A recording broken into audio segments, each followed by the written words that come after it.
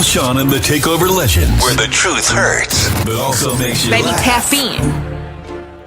Tap in. Don't never stop if you wanna be on top. Yeah. Low waist, fat, baby, tap in. Oh, I'ma tap in for sure. Tap in. When did we wait?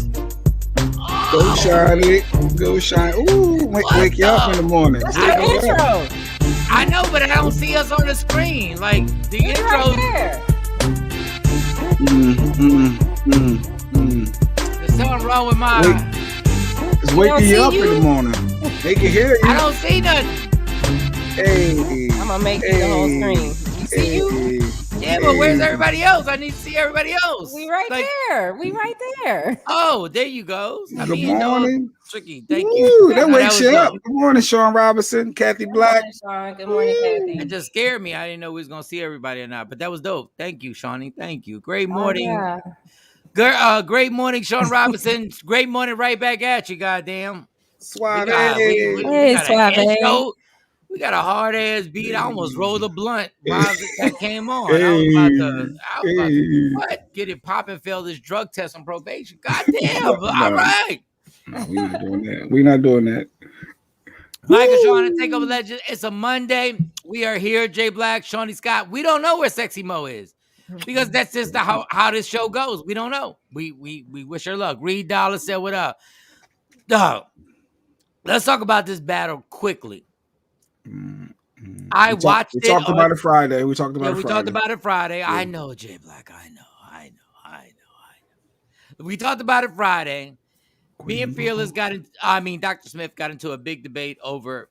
I don't even know why I got sucked into that debate because I don't even care. So I watched the battle. Murder Mook, Reed Dollars.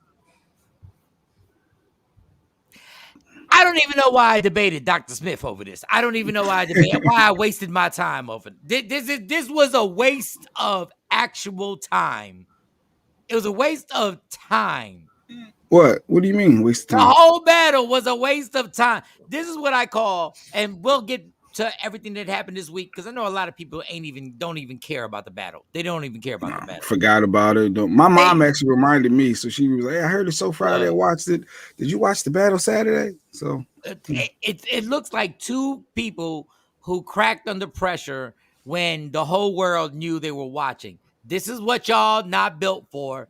When the whole world has to watch everything, y'all cracked. Neither one of y'all were dope. Suave said it was a great battle. I thought it was several battles that evening that were really stood out. That was fire.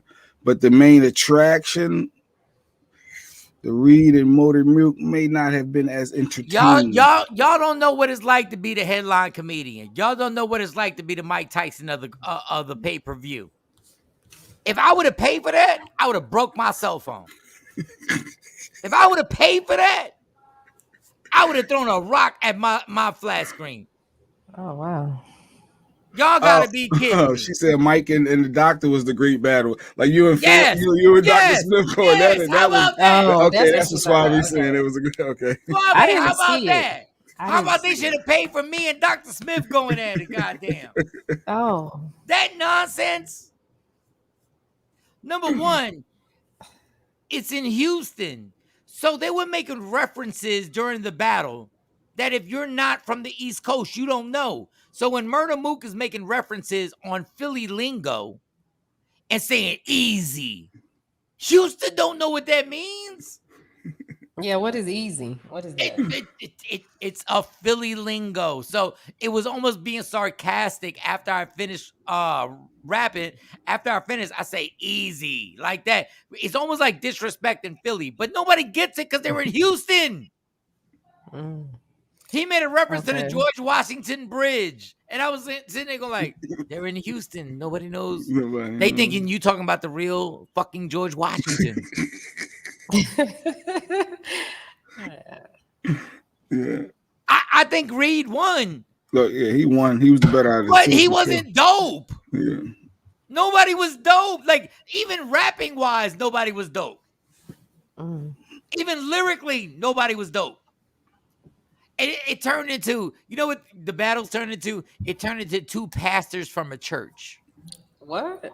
That's what it turns into, 2 pastors from a church, because they don't even rap sometimes. Sometimes, like, Murder Mook just described the point where Reed was at some chick's house named Rocky.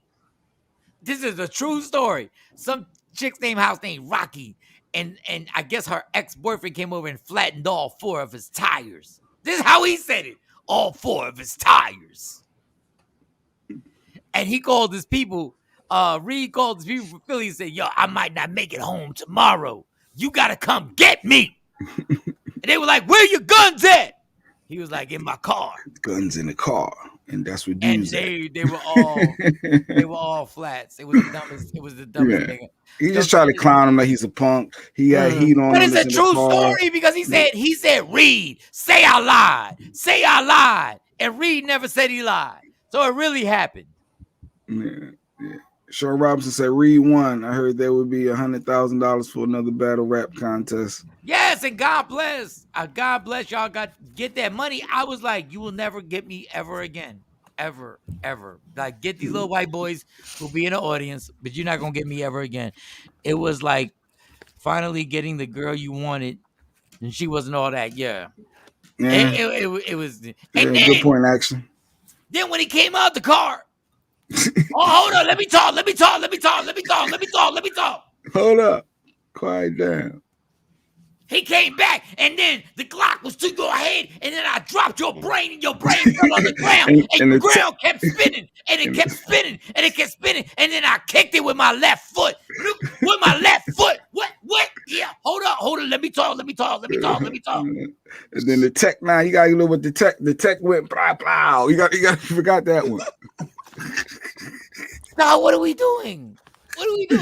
No, it was some other ones that was dope though. Like those two, yeah, it wasn't as good as some of the others. As long as my arm, and I pointed, and I had and I had an AK with a silencer, so it went pew pew pew pew pew pew. Mike got bars.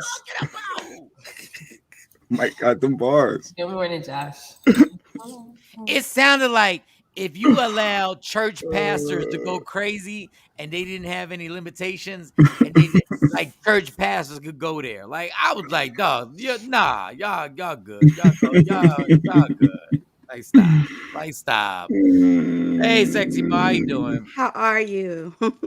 We're good. I'm not ever wasting any time. Don't ever, Dr. Smith, don't ever come on here. Like, you got to come on here and actually recap the battle. But don't ever come on here thinking that I'm ever watching another one ever again. Ever. Yeah, and I didn't know that Murder Mook was the Murder Mook from back in the day. I didn't know that. They had the deal. Y'all, if that is the biggest battle that y'all got, y'all need to be easy on how I could really go in. You mean, I think you can make it a band. I think Murder Mook and Enes battled on making a band. I think back then on the reality show, because that was Diddy's guy, and it was up against Ness, and Ness ended up winning. Dude, do not bring the world. Don't bring the country to watch you, and then you bring that. I'm sorry, on both sides. Don't bring the country, and and Reed, don't talk about my voice getting hoarse. Don't talk during my thing. My voice getting hoarse. This is the biggest battle that you guys have ever had, and you talking about your voice. You should have had your mouth shut. Pause. For like 8 weeks. Hey, damn. Floyd Mayweather ain't fighting nobody else. Floyd Mayweather is training for 8 weeks. Like, y'all, like, stop. Like, oh my. But I'm glad you took some time to at least watch to see what Dr. Smith was talking about. Never again. You ain't gonna watch the next one coming up? No, I already deleted caffeine off my I already deleted that app. Why'd y'all waste my data? Like, why'd y'all waste my data for that? Not the data. Well, it was free, Michael Shawn. It was free. No. You still wasted my data. Nothing's free. You wasted my data. I'm not doing that no more. It's towards the end of the month. It's towards the end of the month.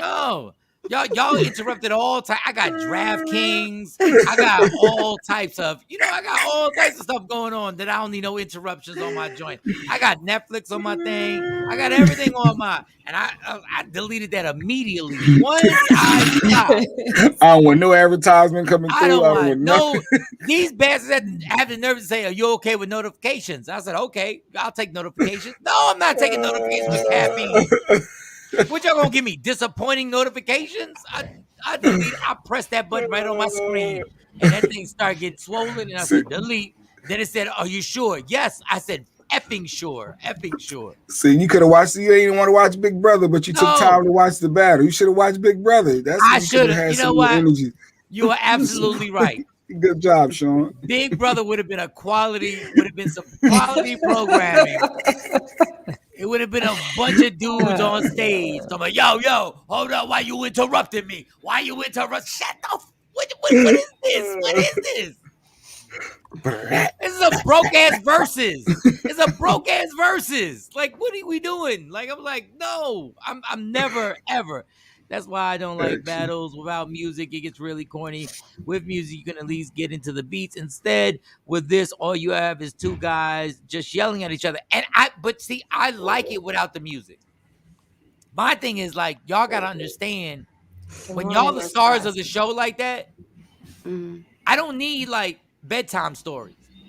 Like, y'all really, like, honestly, Reed and Mook, y'all not like on that stage, and what y'all presented. Y'all not even dope rappers. Good morning, Nurse Crosby. Good morning, Shelly Lance. Like, y'all weren't even dope rappers that night. Like, y'all really was like arguing at the hair salon. Truth be told, I wish you would have saw some of the other ones. The two battles before that, the Easy guy, what was Easy the something versus I'm sure. Was good. Sue Surf was amazingly dope. Listen, shout out to Newark. Shout out to Newark, Sue Surf. Yep. Sue Surf. And God bless them, but y'all felt the pain that comedians feel right now. Now, when y'all the headliners, y'all want to play this headliner stuff. When y'all the headliners, like comedians, when you don't come with your 100% and you don't come with that real fire, then all of a sudden people critique you. Okay, y'all wanted the spotlight. Now y'all get critiqued. Now y'all get critiqued. Y'all were the Mike Tyson of the whole card. Yeah. Y'all was the Floyd of the whole card. Nobody remembers all the dope fights before the headliner. And nobody goes like Fernando Vargas and so they went at it. Nobody goes. Nobody does that. But you got a good point, because they were supposed to be the headliners, but I think the promoters realized that there was one other battle, Geechee and Calico. They end up putting them as the last one, so they put Reed and Mook right before. So that was interesting to me. And I'm gonna tell y'all, I don't care if Biggie himself came back. If y'all think I'm watching your programming from 4 p.m. to like 10 at night, you're out your effing mind, y'all. It was a lot of battles. I am not, and that poor crowd was exhausted by the time Murder Mook and Reed Dollar came. They were exhausted. You had people sit there for like 4 or 5 hours. You're not Woodstock. What the hell are you talking about? Yeah, B. Dot Holiday. What up? He said, Mike, you pissed when you wasted your data. Yes, right. I'm sitting there like, I'm not wasting. I got too many apps that I need to be efficient. There are too many apps that I need to be efficient all the time. Bobby. So once I was going to a comedy show and I was watching it, and I talked about the comedy show with Jay Farrell. Shout to Jay Farrell. And I was at the comedy show, and we watched it for a hot second, and then we were like, and then I hit the button and I deleted that app, never to be seen again. Caffeine. I don't have an app called Caffeine. I don't have an app called Sugar. I don't have an app called anything that has to do with energy with that. Y'all crazy. Y'all crazy. All right, so it's definitely a culture thing. It's a culture following and an acquired taste. So it's not maybe that wasn't your twist. The battle thing wasn't your twist, Michael Shawn. Oh, it's not about being a twist. Nobody's more hip hop than me. My thing is, you wasted people's time from 4 o'clock in the afternoon. 4 o'clock in the afternoon The battle that we were waiting for didn't start till 10 o'clock at night. What type of white people shit was that? That was white people undercards. It was undercards. You always got a bunch of undercards. Usually Floyd don't fight till 11:30 during midnight, but the fight started 9 o'clock. Pay-per-views never started 4 o'clock in the afternoon. Who arranged this? Like, who arranged this? Forget all the battle stuff. I don't need to know about the battle stuff. I know about rapping and battle and all that presentation and all that other stuff. Dog, that poor crowd must have been ready to kill themselves. Just to hear them cats come on stage and really, I was like, all right. Then, good God. All right, enough. All right. So we talk about this Kelly Price thing. I didn't send the Kelly is in the news. Kelly's all in the news. It was reports of her being missing, family members, her boyfriend, her husband. I don't know if that's true. If she's really married or not, but yeah, she was reported missing, and people was like, no, Simma. And then the brat got upset and had something, but yeah, I don't know. It was a whole lot. Maybe Mo knows a lot more what's going on. Well, her attorney is not saying her husband. Her attorney is calling him her supportive partner. Kelly says, my husband, but the attorney, when she gave her official statement, she said her supportive partner. Mm-hmm. So, who knows if they are legally married, but Kelly is considering him as her husband. I think the ironic thing about this is that she's saying, like, it's not unusual for her family not to see her. Number one. Okay. Number two, she's like, me and my sister, we've been estranged. She was like, prior to, I haven't seen her since COVID, maybe once in the past year. So it seems like there's some type of, severe triangulation between her family, her. Is that really a word? Triangulation. Yes, it is. Yes, it is. No, I was just checking. I'm not a wordsmith. I just want to know triangulation. Okay. I just wanted to check that because that sounded tricky. Everybody. That sounded tricky.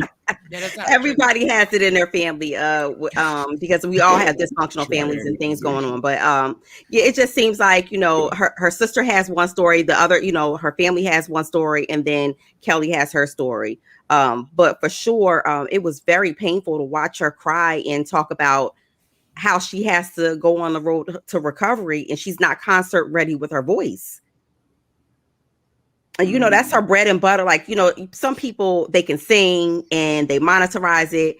That is her God-given talent. All right, so she has to chill. She has to chill for a little bit. She has to more than chill. She has to go through rehabilitation. Tamara. You got some Scrabble points for that word. Thank you. Yeah, I want to know what the bonus points were on it. I don't even know triangulation. Triangulation. I don't know triangulation. I don't think that's a word. It is. I lie to you not. It all right, really well, we're is. challenging, so we have to get a challenge. We have to get a dictionary. You challenging my word. I'm tired of just going with the flow because it sounds good. Yeah, bowing down to people just because they on a square. No, we're not. So is it a case, Mo, of her family is trying to get in with, whereas say like if somebody don't mess with her like that, but yet they see opportunity to try to get some interviews or to get some money, but like, yeah, we ain't seen her either, and they never really messed with each other the whole time. It's like a money grab for some of the family she ain't never messed with. I don't know if money is the motive. Yeah, where's the money off the Kelly Price name? Where's the money off the Kelly Price name? I just want to know, can we keep it funky one time? Where's the money off the Kelly Price name that we getting? No, people would have done interviews with. Where's the extra $3,500 we getting? That's all. TMZ. I can see TMZ doing interviews and some of them outlets to talk to family members, even though they ain't mess with. They not paying nobody to hear about what happened to Kelly Price. And her sister went on. Her sister went to Larry Reid of all people and did an interview. Who's Larry Reid? Is Reid Dollar's uncle from the battle? Exactly, Larry Reid. Larry Reid is he's a Christian gospel gossip guy.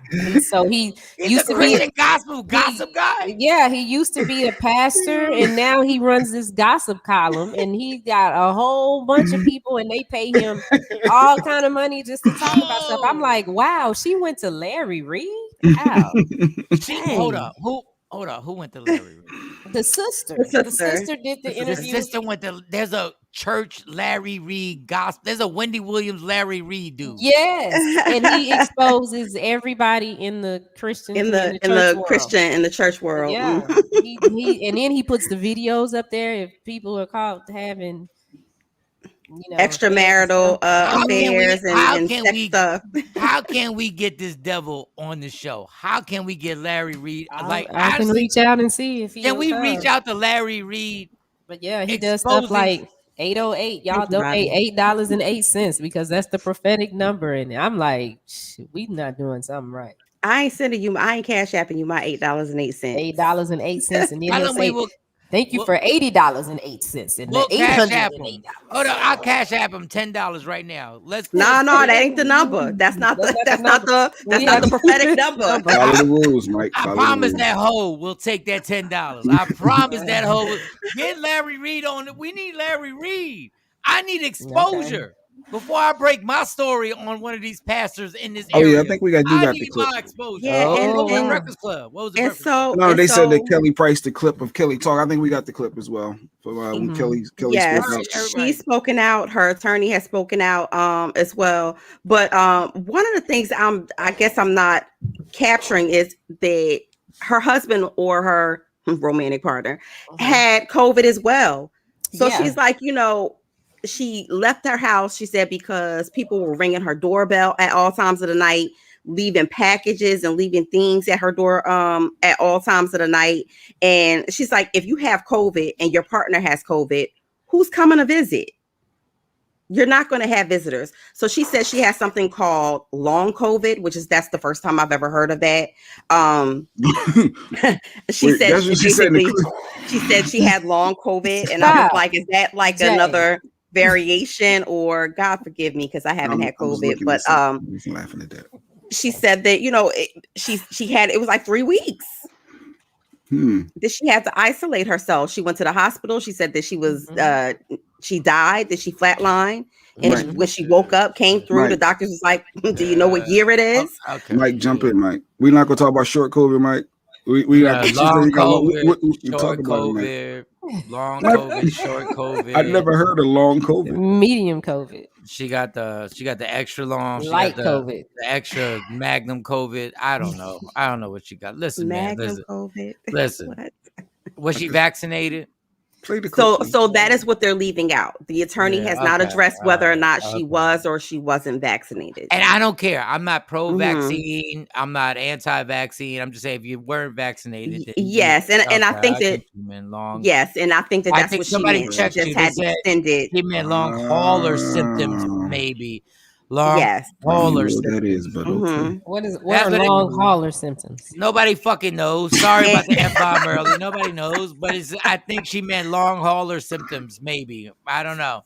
I don't think I don't know. I just talked to someone who had it for 3 months. God damn, Suave, 3 months. So have it, and then you have the residual. So some people have that residual cough, that constant cough that they can't get rid of after having COVID. Okay, let me read this. Long COVID is when you have it and the symptoms carry on after you're over it. Okay, well, residual symptoms. That makes sense. That part makes sense. Yeah. Well, she looked really good. She looked really good in the interview. I mean, but she was winded during the interview. The interviewee said that she had a tough time getting through the actual, the actual full interview. I want to see it. And then the brat was. Can we see it first? Then you go into the brat. Can you see what? Kelly's clip. I want to see. I didn't see it. Kelly. I want to see Kelly's clip. What did she say? I want to see her still look winded and stuff. Show Kelly. She's gonna be out of breath. I promise. At some point, they lost me. I woke up a couple of days later, and the first thing I remember is the team of doctors standing around me and asking me if I knew what year it was. Wait, when you say they lost you, can you clarify what that means? Yeah, I died. And the next thing, it was some days later. I remember waking up in ICU and the doctor asking me if I remembered what year it was. I'm sorry, not what day, if I knew what year it was. Oh, She looked good to me. She didn't look winded, but she's saying she died. No, She that flatlined. wasn't her regular lace front install. It looked like she just, pulled it on right there. So, I mean, she looked like she has been sick, and I mean, she's a beautiful woman anyway. So throwing a little bit of makeup on her to do an interview is nothing. She has a team. She looked for like that. she just died, Mo. She like she just died. Well, what does a person look like when they just die and they come back, Michael Shawn? I couldn't tell you. See, I that's couldn't why- tell you. I mean, and then since she had long COVID, maybe she died the first week and then came back, and that was 2 weeks later, and I don't know. Y'all believe anything, man. But she said they put her out the hospital because they needed beds. Mm-hmm. If they could send you home with oxygen, from what my sources say, they will do that. If you are not in need of a ventilator or nothing short of immediate medical attention, once they stabilize you and they can send you home with oxygen, that's where you're going. So she just died, and then she got stabilized, and he sent her out with a lace front. with a lace front. Stop. With a lace front, right? I cannot with y'all. I'm not. Stop. So back to triangulation. Look. Yeah, back to triangulation with when three people have sex together and strangle each other, or thereby committing strangulation. No, it's a therapeutic term. No, I'm not going to be conflict in family. Listen, and I hate the fact that Kelly Price has to catch this, because Kelly Price could have probably went through every single thing that she's gone through. Right. But I'm not believing the bullshit no more. I'm not believing the nonsense no more. I'm not going that you died and then you're fine. And Kelly Price, I pray for you. I hope everything's great. Mm-hmm. But I'm not believing the whole COVID thing has got me so like, I'm so done with the bamboozle situation. And then the Brat's like, I can't believe you guys are talking about them and you need to slow down. The Brat, shut up. All the rules have been screwed up for a minute now. Instagram and social media, the money that y'all make and y'all promote each other on, there are no rules for it anymore. So whether it's truth or lie, you part of it. IG ain't got no damn lie detector. So so stop all the, like, everybody gets so emotional. You guys are doing this on the verge of Kelly. We've been doing this for everybody.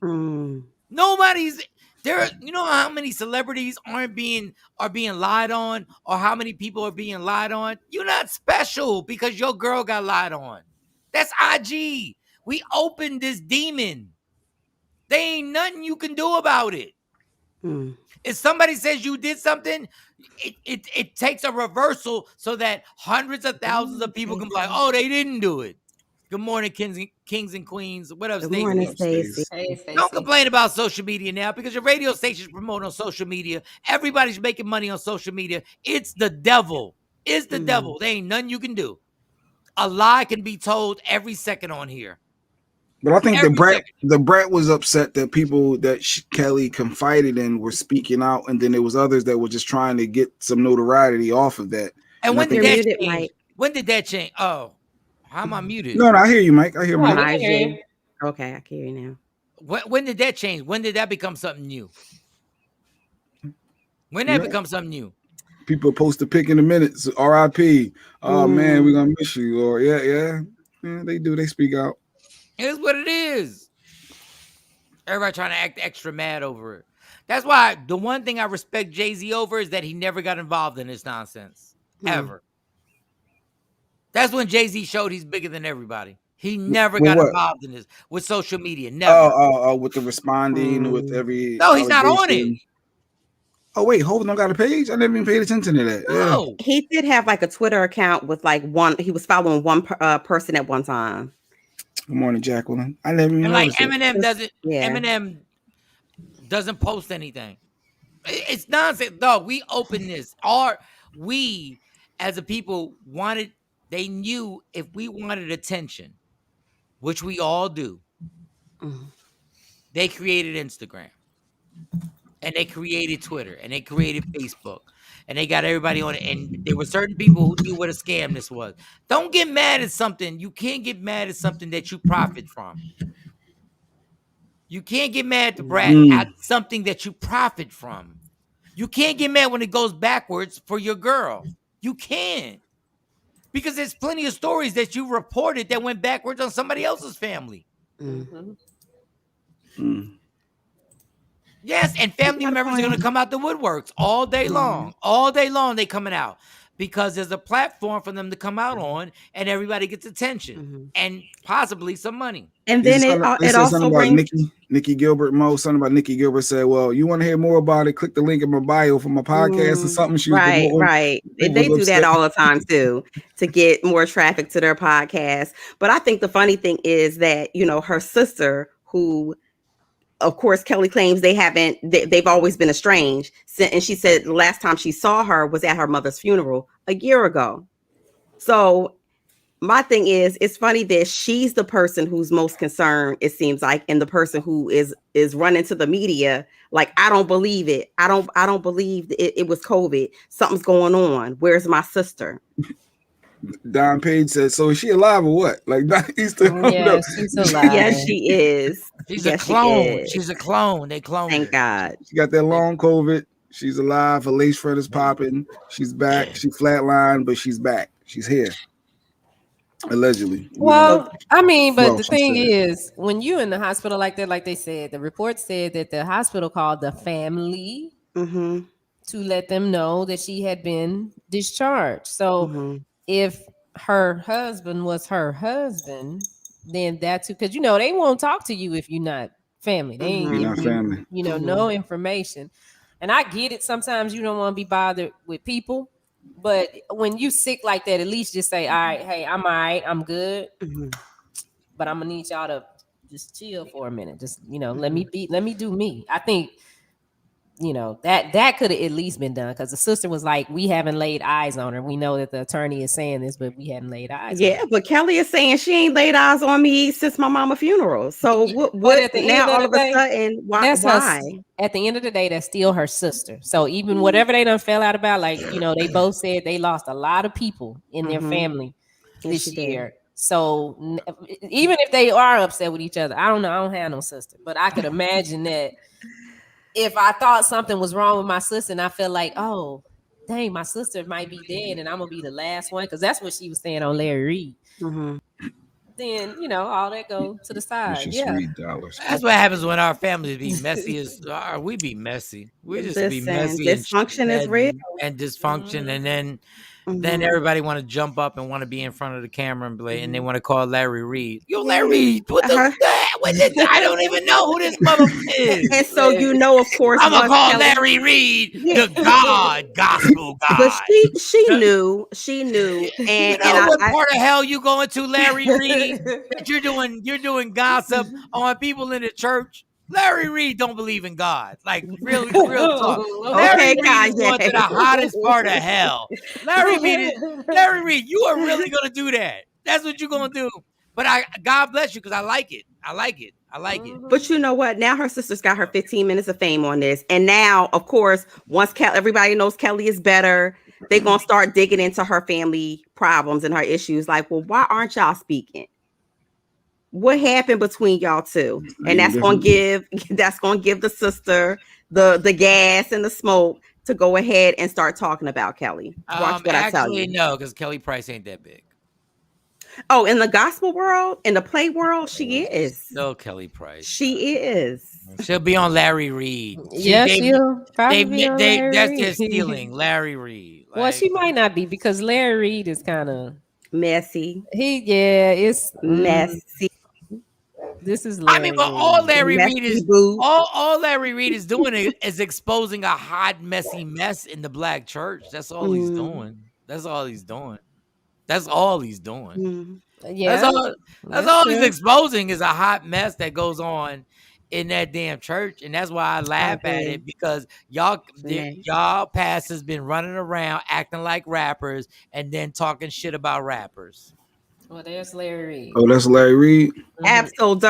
Look at him. He's a rapper. Wow. He's a rapper. And he the one that takes $8.08 or something, so he take money. Whatever the prophetic number is. That's the prophetic number. 808.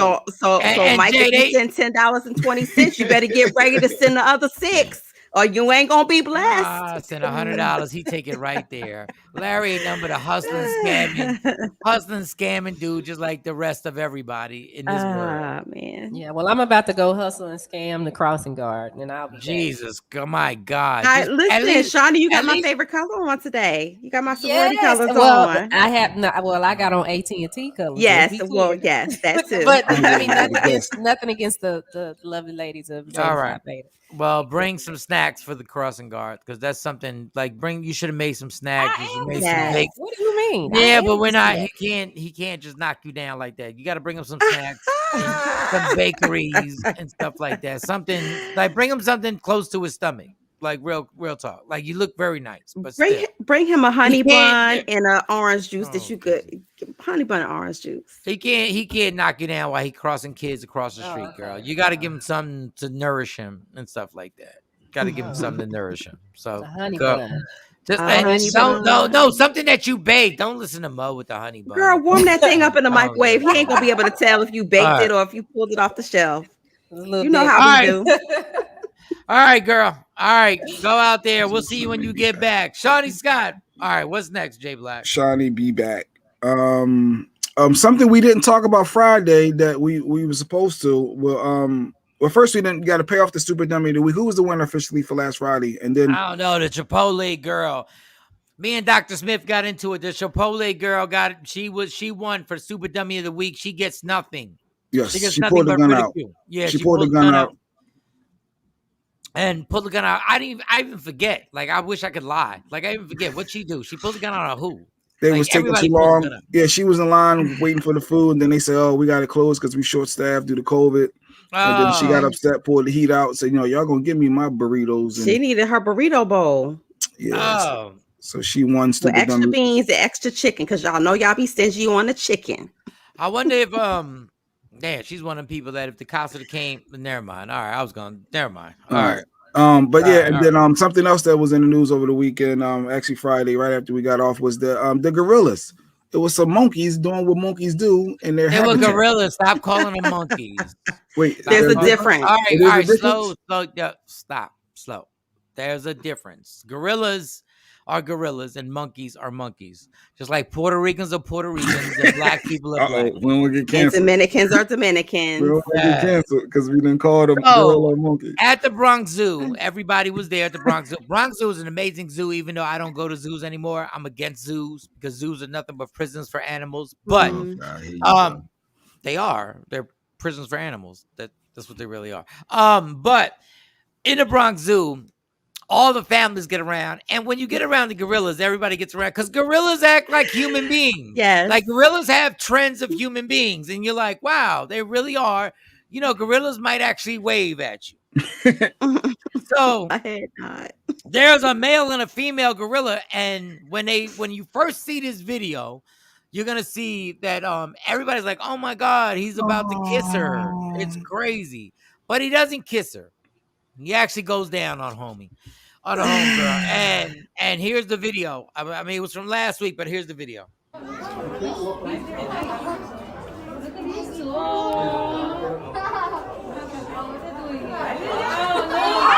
no! Oh my God!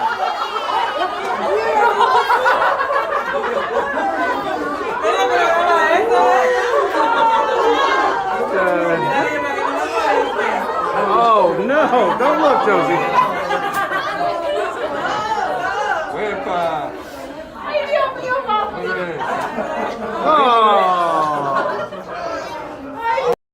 Wow. It was the left leg and the knees and the movement with the left leg for me. And he must have finished in record time because he was like, take that. And her leg fell to the side, the other one fell to the side, and he did a great job. Like they worked it out, and somebody, people like, well, take it to the room, go get a room. No, bitch, you're in our room. You're in our room. Zoo porn. I didn't even know gorillas knew. I didn't even know the animal species was like that. That makes me rethink everything I think about the animals, because that means they know that there's certain things that you can do during sex that are different than. I just thought they had sex to reproduce and whatever. Like if you look at her toe. Yeah, her left. Look at that left toe and left knee. Toe it curled up. It must have got good to it. Curled on up. That's a first for me. Like that's the first time I've ever seen. IG so I can put you on. Send me the thing to IG so I can put you on. Okay. This guy said Joey don't like. Joey don't look. No, but my thing is this. The crazy thing is the people like, oh, they're gonna kiss. You're watching them. You're the stranger danger. You're the oddballs. Like everybody acts like the gorillas are the oddball. We're capturing them in their actual living habitat. And we're sitting there going like, oh, no, you're the strangers. You're in their house watching them. The left toe. That left toe curled up. That boy hit the spot within like, that wasn't even a minute. Listen. All right, now I got to watch again. Just look at the left toe there. Hold on, here we go.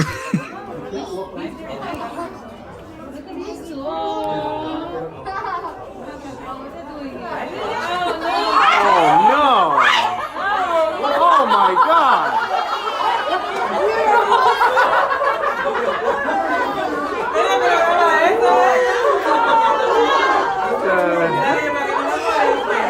Oh no! Don't look, Josie.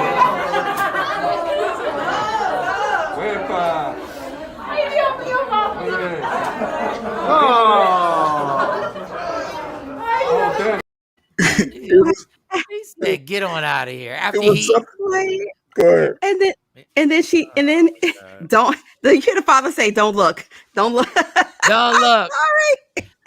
But the funny thing is, he was just like once he got done, he was like, "Get on out of here. You see what I gave you right there." He gave it a 10. That was amazing, and she chilled. Like I didn't know gorillas could do that. Listen, I didn't know they did that. I did not know that. It looks like though what I noticed. He tried to initially pull her to him, and she backed away. Said, "Nah, nigga, me first. Me first." Did you catch that? He initially grabbed her hand. I don't think that was. No, just watch. No. Just the very first couple seconds. Watch.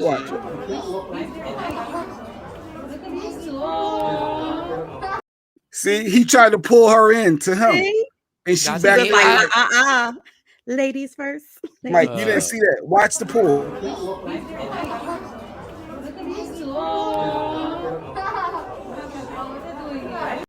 Tell me he went to go kiss her. He wasn't trying to kiss. He was trying to pull her in. He coming down on me. You know the infamous hand on the back of the neck, girl. Let it happen. Let it happen. Just watch where his head was going. Just watch. He goes to pull her. Yes, he was gonna kiss her. No.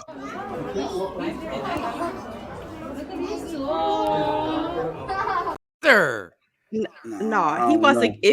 That was no kissing. No, he was trying to grab the back of the neck, like, let it happen, girl. And she was like, no, ladies first. She said, "Ooh, ladies first." All right. Who knew primates? Primates invented it. Maybe humans learn from primates. We'll never know.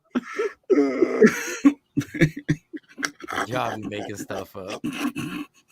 So that just lets you know that all of the guys who be like, "Ew, that's nasty. I don't do that." Show them the slip before you stick it. Okay, Kathy went old school. Wait, Kathy said, "You gotta lick it before you stick it." Well, I guess that's what she proved. Dog, obviously. Primates have I'm too tired. I'm not humanistic traits, Michael Shawn, and so I guess the sexual experience is also involved in that too. And therein lies the hierarchy in that too, because she said, "You do me, and I do you." No. Yeah, we silly. Yeah, it's funny though to me. I've never seen that before, and the fact that it was captured. Adrian. Mm-hmm. National Geographic never tells you about those things. But aren't gorillas the closest thing to like humans? They say, is that the closest animal that's similar? So I'm not sure if it's gorillas or monkeys. Of course, they're all in the family, but separate. Yes. Like Michael Shawn was saying, get canceled. We not going don't get cropped out. People upset. Don't get cropped out. Don't get diddy cropped. Yeah. So I don't know who's the closest. Well, all right. Because in Planet of the Apes, that movie, you know, they kind of evolved and did everything like humans, right? So I'm not sure who's more close to humanistic characteristics, the monkey, the ape, or the orangutan. That's the third branch. Because they're up walking, they walk upright. Orangutan, monkey, gorilla. I bet you there's no triangulation in their family.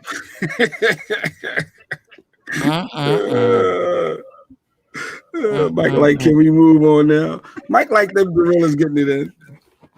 Y'all on fire today. I don't know. Y'all on fire today. Y'all go ahead. I'm just saying. Y'all keep going. But that's interesting. I mean, to see. No, it's not. It's really not. It's really not. It's really not. I mean, maybe not with your family. I know you don't want to be at the family with, you know, at the zoo with your family, and you like, look at y'all, look at the monkeys, look at the apes, and then all of a sudden, you know, they going down on each other. Of course, you don't want your kids to see that. Okay. All right. It's a great learning experience. I agree, Suave. All right. We're here to share, Suave. You're welcome. And then closing.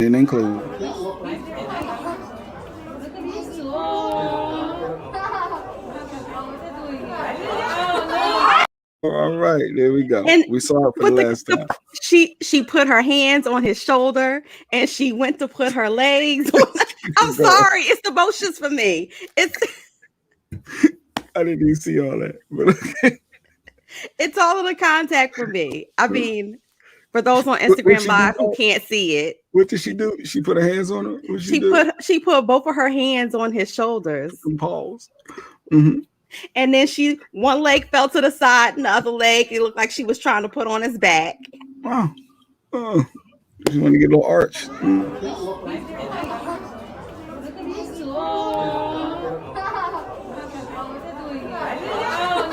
Oh no! Oh my God!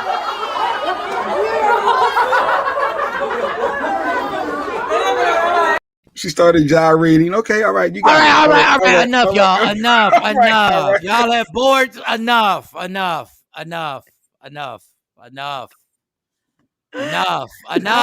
goodness. You're going crack. I knew you was going to crack. Enough of the nonsense. Y'all have bored people to death for like 3 minutes now. What happened? Enough. I was entertained. I don't know about I know you were, because the show is for you. God, Lee. I was thoroughly entertained. Oh my God. Jesus. Take a black and mild break and come back. Watch the gorilla eat some more pussy, y'all. Here. Grammar, go another video. No, watch it. Watch it again. Watch it again. Here it goes. Watch it again. No, we're not watching it again. Watch some more. Gorilla eating Gucci. Go ahead, y'all. I'm trying to find the clip. Anything. All right, here we go. On shoulders. We'll be right back in three No. minutes. Don't do that. Don't do that. Y'all were having fun. Play it again. No. Y'all like a bunch of kids with no direction. Hey, the gorilla was eating a pussy. Play it again.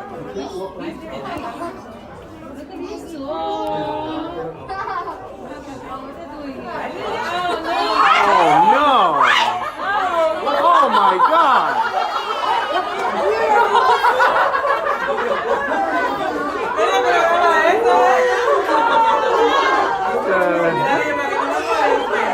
Oh no! Don't look, Josie.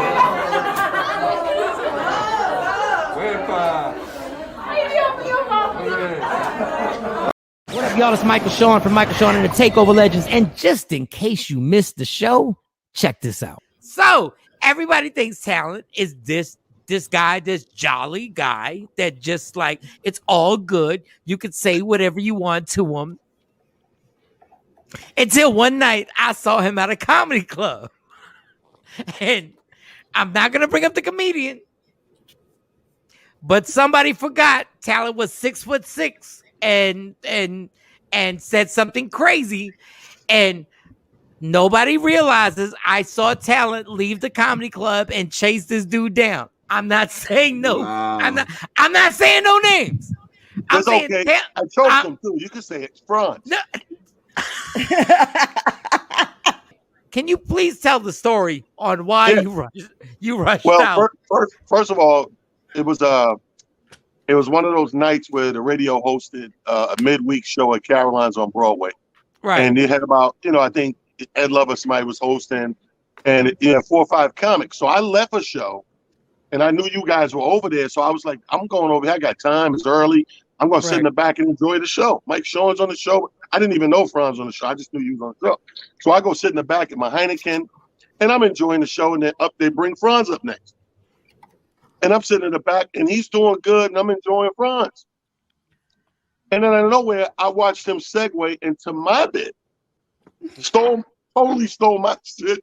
I'm like, so I can't sit through this. Now I'm like, I go out in the lobby trying to figure out, how do I approach him? Do I approach him? So when he comes out, he finishes, I approach him politely. I'm like, hey, bro, what's up? Good set. And I shook his hand. And while I shook his hand, I'm holding his hand. I said, hey, but let me ask you a question. Like, how you going to just steal my whole bit? And he looked at me and said, what bit? So when I said what it was, he said the dumbest shit you could say when somebody approach you like that. I said, the bit with the blah, blah, blah. He went, oh, no, I stole that from somebody else. And I said, yeah. And then he did like this, because I'm still holding his hand. He did like this, choke for me.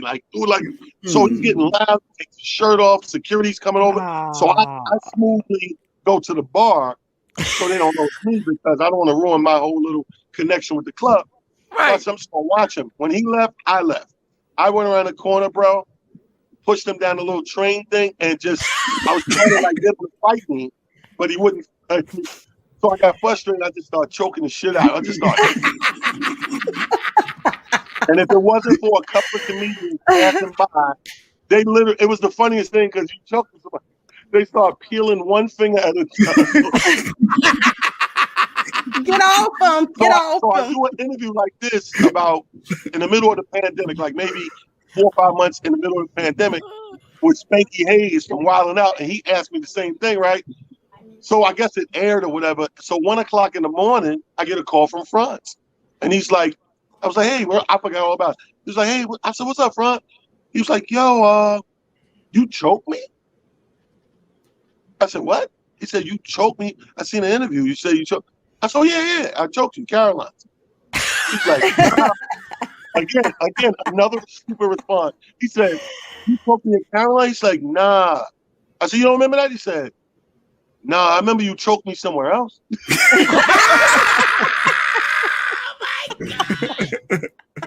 Search Media Room 360 on all streaming platforms. Michael Shawn and the Takeover Legends. Yeah. Don't never stop if you want to be on top. Yeah. Tap in. Yo, Michael Shawn and the Takeover Legends. It's Monday. We done made it to another Monday, y'all. Michael Shawn, J Black, Sexy Mo. If it's a monkey, it's still. No, we're still talking about oh my god! It would be funnier if we had music behind it. There should be music. There should be some type of music behind it. The wow. Just feeling nice after that. The one watching want a turn. Leaving the gorillas alone, people. Jesus, not the want a turn. I just didn't know they even knew about doing that. That's funny. That means they experiment and they have like sexual time the way like humans have sexual time. Yeah. Every species, I guess. Every creatures, everybody that mates. Turtles don't do that. Turtles don't do that. I mean, where do you think doggy style came from? Yeah, I mean that was just humans being disgusting. All right, do we have anything else? I'm tired. Like I am like I had to get my Have you had your drinks this morning? Like your concoctions? Nothing. I'm already tapped out. You tapped out? Put that on the Benny Hill show. Yeah, so it was a question that came up. And here it goes right here. This was the question that popped up. Is it okay for your partner to regularly talk to his ex's family member? Is that disrespectful to talk to your ex's family? Is it it was interesting. Seemed interesting because me, of course, once you're done, you're done. Why are we still dealing with those people? So, but I don't Shay know. Black. So I kind of disagree with what you just asked the question about. Why are you still dealing with those people? Sometimes your mate's family can become your family. You know, we integrate into each other's family. So if your mother was like a mother to me and things ain't work out between me and you, Jay Black, you mean to tell me I got to stop speaking to your mom too? Can y'all get on my IG live? Can y'all hold up, I'm putting Jay and then go live with Jay and then get Mo on here. And then Mo, continue with what you were saying.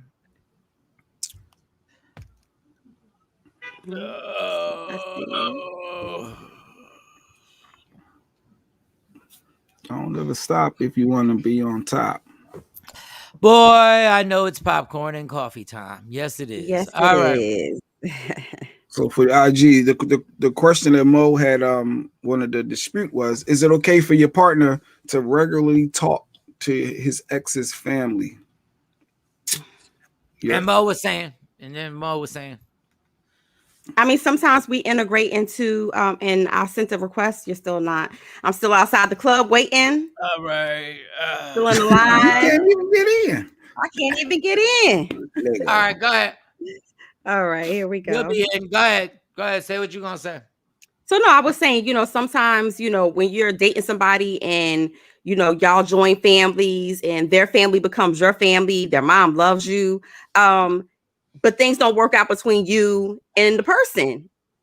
That doesn't mean that you got to stop speaking to the mom, especially if y'all have, or the father, especially if y'all got like really close and y'all look at each other like y'all family. Why do I have to stop speaking to your mother because you was an asshole and things didn't work out between us?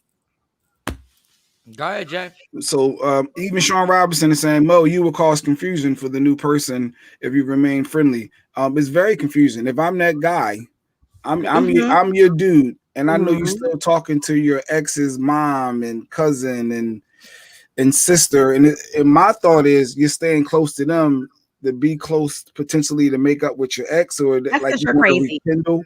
No, that could be a problem. So if that's going to jeopardize our relationship and what we got going forward, are you not like you do not see that part? So let me ask you something. If you were dating someone or even married to somebody for 15, 20 years, right? Their family is your family and vice versa. You mean to tell me that you will break off all ties speaking to them just because you're not with that person anymore? And the person who you with need to be secure enough in your relationship. And if they're not, that's a whole nother conversation. Because if you're telling me, oh, because you speak to the mom, I know y'all have known each other for 20 years, but because you still speak to the mom, I think that it's something going on. You probably just still speaking to her just to try to rekindle something with your old dude or the woman that you used to be with. That's crazy. Well, I just want to read Kathy's comments. Hell no, my ex-family is still my family. We are still a tight-knit family. Your current partner can come and go, but family over everything. But that's not your real family. But go ahead, y'all keep going. I mean, but for some people it is, especially for people who don't have family of their own. Maybe their parents are deceased or what have you, and they latch on to people, you know, to your family because your family treats them well. So I don't think that there's anything, like I said, unless there's something funny going on and you still dipping back, and doubling back to your ex. And you have to be mindful. That's a different conversation. That means that there's something else going on between your relationship. No, it doesn't. It means that this wasn't your real family. It wasn't your real family. You were only associated because of that relationship. I've been with people for a long time and not mess with after we broke up. We broke up. But so that depends on your relationship with that family. And two, Mike, you have a strong family unit. There are people out here who don't have a strong family unit, and when they meet someone and they integrate into that family, that becomes their family. That's not our problem. You're not going to cause friction in my relationship because you want to stay close to my family and you want to be. And I got somebody that I'm trying to make a relationship with, and now you popping up at barbecues. It's not cool.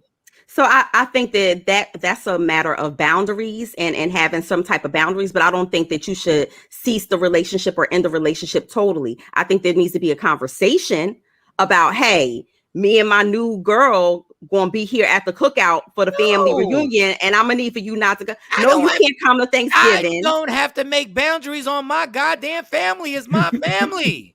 So what I mean is there needs to be a conversation but that's a conversation. It can't be no gray area where you just leave it up to somebody else's interpretation. If it's causing a problem in your current relationship, which again, like I said, don't like you. I don't like you, and it's my but your family. mama loves me. I don't give a damn, and I tell my mom, stop it. I don't like her. But that has to be a conversation. That has to be a conversation, meaning that if you're still talking on the phone because y'all have that type of relationship, that's one thing. But coming to family functions, if it makes you and your new spouse or your new relationship uncomfortable, there needs to be a conversation so you can talk about boundaries. And boundaries are just people. This is what I'm talking about. I don't need to have a conversation. We broke out. Get out my life. Leave it. Suave trying to see what you said, Mo. She's bugging. She invite her new husband, right? The exes to the wedding with the new husband. It's too much. If there's a problem and you know it's a problem, why go down that lane? If you know that this is going to put a strain, why? I don't even care about a happy birthday call once a year or whatever. But you're not part of my family no more. It's a wrap. So, again, when you're talking about how you define family, for some people, and I'm not saying you, Mike, but for some people, yes, if I've been in the mix of your family for 15 years, we've been together, and now things are not working out between you and I, you don't necessarily divorce your relationship with the family either, because they've never done anything to you. It's just that you and the person didn't work out. So it depends. I mean, I've, seen a lot of instances where they love their child's, spouse or girlfriend, boyfriend, whatever, and they become part of their family unit. If I'm the person that's that cool with the family, I say, hey, we are no longer together. It's been really nice. And, we'll send Christmas cards and stuff like that. But I'm not going to be involved in it because it's going to get messy. And as the other person that you're causing a problem. When that other person moves on and finds somebody, that your presence is causing a problem. So I don't understand why you can't just fall back. It needs to be a conversation only because if you don't have a conversation about it, Mike, that means that person's going to think what they're doing is okay. Meaning, if you didn't tell me that it's a problem that I'm still around your family who I've been around for 15 years, or your mother invites me to something. Okay, and I'm gonna call my mom. I'm gonna call everybody. I'm gonna be very upfront with every single body. But some of y'all, you doing the long joint, 15 years. Some of y'all be around a family for a year and a half, and y'all act like y'all can't be replaced. And y'all like, oh well, I'm cool with your mom. It's been a year. I mean, some women are likable. I'm likable. I've never had a mom who be like, I don't like that girl. And I'm like, Mom, stop. Mo's cool, but stop. Enough's enough. Like, stop it. Stop. And I'm not going to be the one. If you don't cut somebody out for the sake of our relationship, there's a problem. And that means you're not even rocking with me to that degree. If you don't think that what we got and trying to build is big enough for you to simmer on that regularly, talking to somebody's ex-family and all that, you just lost out on your blessings, Mo. But some people, Jay Black, and again, I'm not referring to you or Michael Shawn, but some people who do not have family, right?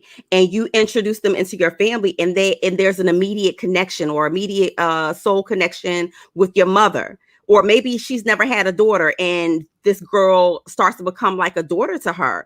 That's not a relationship that you can really sever. Of course, again, and I keep going back to boundaries. No, you can't show up at Thanksgiving because you and your new mate not there. Y'all not on that. And so out of respect, yes, I would expect for the old, relationship. No, hey mom. She may still call mom, hey mom, happy Thanksgiving. And that's it. She ain't coming over to get no biscuits. She ain't coming over to get no turkey. And that's why I stopped that nonsense of, hey mom. Hey, I've had somebody say, you're like a dad to me. No, I'm not. No, I'm not. No, I'm not. We play too much with those words. They're like, yo, she's like a sister to me. No, you're not. No, you're not.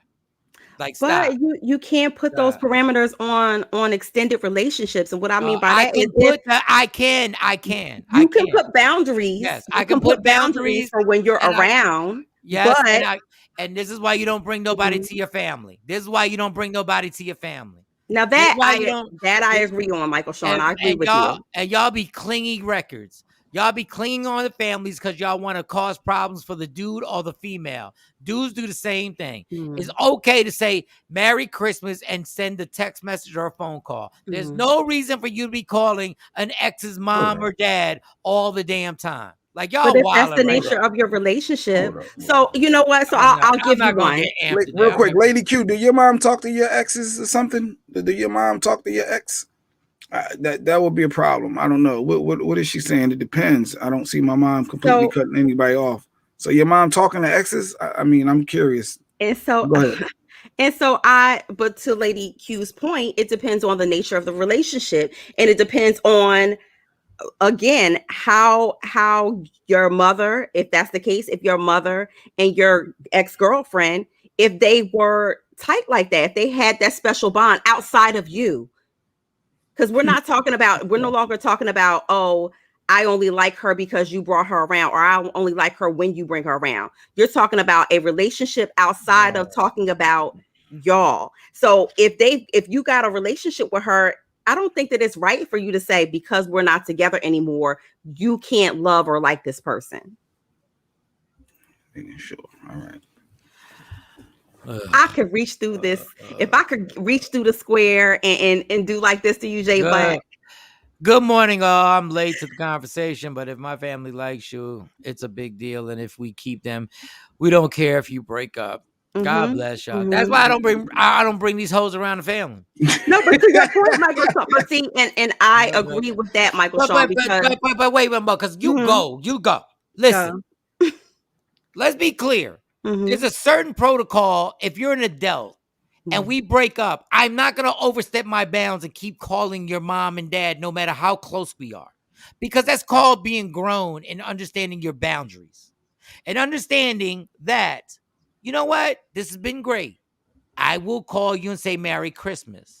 I will call you on your birthday, but I'm not going to keep a constant conversation going on, because I know how awkward it is for the person that happens to be your son or your daughter. That's what grown-ups do. Grown-ups go like, I'm chilling. It makes no sense to cause a problem like that and to have a division when I know that this person is trying to move on. Y'all get caught up in this friendship. Friendships happen all the time. Friendships get dissolved all the time. All the time. Best friends never talk again. And everybody makes it a big deal. Yeah, but I love the person. No, bitch, you don't. You only love the person because I brought the person in. I introduced them into if I had never introduced the person, you'd have never known this person. Like, y'all throw this love thing around so crazy. I love this person. No, you love me. The person that came out your vagina. You love me. Y'all throw this love thing so crazy. Action said, my mom cut off everyone when I did. Not having that. If I'm not talking to you, my parents aren't either. Not my choice. Real they did talk. That. So I'm they not rolled playing out that with nonsense. I'm not playing. Like, my mom, no. Like, there's a girlfriend, and I don't even call it a girlfriend because we were 14 when we were 14. We were like in the 8th grade. And she calls my mom every once in a while on her birthday. That's not a big deal. She ain't gonna pop up at my mom's house. Ain't none of my ex-girlfriends gonna pop up at my mom's house talking about they gonna chit-chat with my mom. No, you not. No. I mean, it depends. I think it depends on, like I said, the nature of the relationship. I know just for a fact that, one of my previous relationships, if I call their sisters today and be like, something's going down, girl, like, they on it because they look at me like a sister, like, and I just think it depends on the relationship, the level of the relationship. How many wives Billy got? Jeez. He said, all my wives be trying. All your wives? How many you got, Billy? Are you Muslim, or you just out here wifing them and divorcing them? What's going on? How many wives do you have, Billy? That's when you dudes be bringing people into your family and you're like, nope. No, I But don't I need. do agree with you on that, Mike, because for me, I don't bring people to my mom and dad. Like if we dating, and it could be we dating for 2 or 3 years, unless I think that it's going to the next level, you not meet my parents. You might say hi and bye on the phone, but it ain't gonna be a relationship there at all. Hell no. When it's a bad relation, cut them off. I didn't want to get into that. If it was just we didn't match, then don't mind and all that good stuff. But yeah, if it's a bad breakup and then y'all still want to talk, that's what we're gonna do. That's what we're gonna do. So you riding with them? You either gonna pick your kid or you're not gonna pick your kid. And it is. And some of these family members really be so desperate for friends. They be like, no, we still like her and all. No, you either pick your family. That means you don't F with your family the way you said you F with them. Because I know my sister, if I said, yo, I don't F with her, and my sister would be like, guess what? Me neither. I don't care how many long conversations you had on the phone.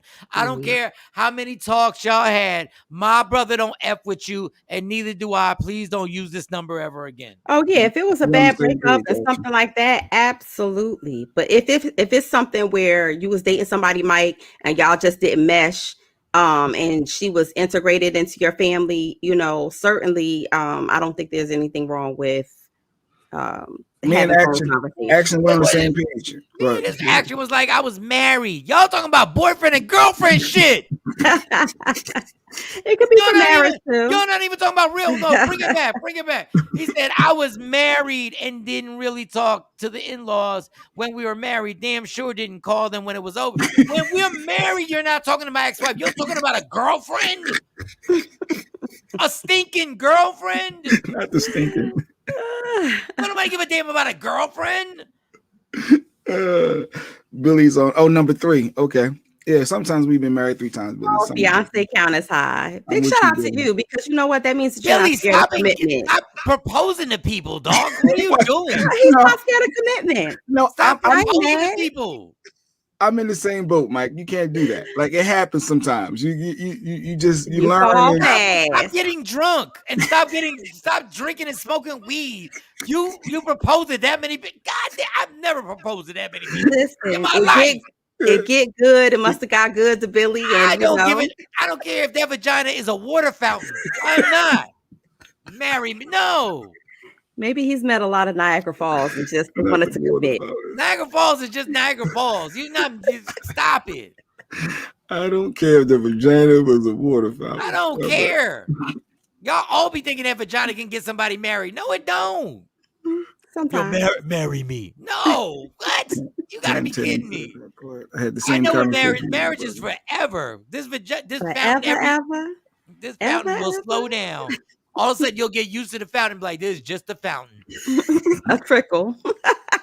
That part. And I had the same conversation with my brother about this. You ride for me or not? F him. Thank you. Tam. Tam know what it is. Yeah, I mean, I agree. If the relationship broke up bad, I would expect for you to pick a side. But at the end of the day, you done caught a dysfunctional family. Because if they rocking with you like that, then he must have not been shit. He must have not been shit, and that's why the sisters still be rocking with you. Yes, action. 3rd time's a charm for me and Billy. Yeah, don't be judging. Sesame Street. y'all 3 proposal having. I love it, but I love to see black men not scared of commitment. That that's nice. Yeah, you love to see him in court too.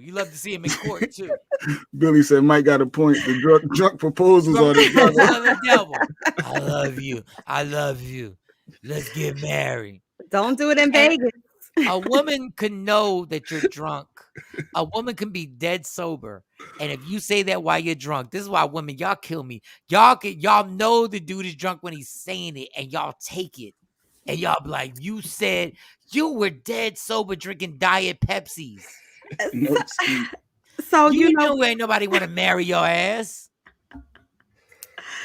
My grandparents were put together for a really long time, right? And so you know, of course, my grandfather would pop the question from time to time. Whoa, you got to stop right there. Go Hold ahead. up. We got to read this. She_me_her said, my RG. man, mommy, let his baby mom move in with her and live there for 2 years. I cut her off and he acted as if he didn't understand why. My man's mom let the baby mom move in. For the sake of the kids. The kids, they needed a place to stay. So we let them move in. Wow. And you had to break up, but that means he must have been the worst father in the history of fathers. She_me_her one. Damn. I mean, but now if you got my kid and you ain't got nowhere to live, my mom's gonna let you move in. Shady. My mom's gonna let you move in. But that's more a reflection, like I said, on me. Like my mom, if you got her grandson or daughter, oh my God, and you're like, Miguelito, she can't live out on the street. We ain't got. First of all, don't make my mom sound like Let me stereotype him out. They do call him Miguelito sometimes. But no, they actually don't. Did anybody call me that? I think somebody. I've heard her call. Yes. No, my mom didn't call me that. So but the yeah, if you got the kid, I get it. Like I'm not gonna like, because you can't just be like, yo, leave the kid and you just go struggle in the streets. Yeah. I mean, that's what I would want to do, but you can't. It's the mom. It's the mom. What? Say it again, Mo. You can't. You can't. I'm just saying. I mean, and Jay Black, I know you wouldn't do that. Well, I would do what? You would I know be out. you wouldn't say that your baby mom would just have to struggle in the streets. No, I'll take the kid. What are you talking about? I'll take the kid. You can't stay. Please. You know me darn well. Oh, goodness. I open the door. I'd stick my arm out, put the baby in my arm, grab the baby, and close the door. Matter of fact, you ain't gotta leave no clothes. We'll provide everything. We'll go straight to the mall. We'll get everything we need. We'll go straight to CVS and Walgreens. We'll get all the pull-ups, the diapers, we'll get everything we gotta get. I wish you would get in the house. But if my mom saw So it's more to the story. She said she definitely had a place to live. I don't know why she chose his mom. He's a great father to their daughter. She also has 4 other kids as well. That's a whole nother situation. So wait, did all 4 kids come live? 5 kids live with the mother? So there's a whole paragraph on IG. Jesus, this all turned in from the scandal of it all. It was a simple question. Is it okay for your partner to regularly talk to his ex's family members? Oof. Now we taking care of kids, dropping off baby moms. That's why it's good not to get along like do what Jay Black does. He don't get along with the family. I'm in a relationship with you. I don't mess with them like that. I'm here for They love me. The family loves me. Jameson, like as much as Jay is like as much as Jay calls me irresponsible, he is so antisocial. He's so not a friendly fucking person. Hey, my circle is super tight. He's not a friendly person. I don't venture out. It's a small circle. You can't even you can't blow. You can't blow in it. Exactly. Like Stacy's brothers come over. Stacy when mom comes over, I'm all good with Jay. Jay ain't cool. I just chill. I be chilling, man. The most you're gonna get from Jay is a head nod. Hey, what's up? God damn, Jay. Jay take everything too personal. Jay take everything too personal. Goodness. I would give the baby mama lung if I was the only man. I wouldn't give a damn, but still, damn. I don't want the mother of my child to die. Mike, you would give up your lung, Mike, to save your baby mom. Stop it. You got to, Jay Black. You can live with just one. If Monty asked me, I would. No, you wouldn't.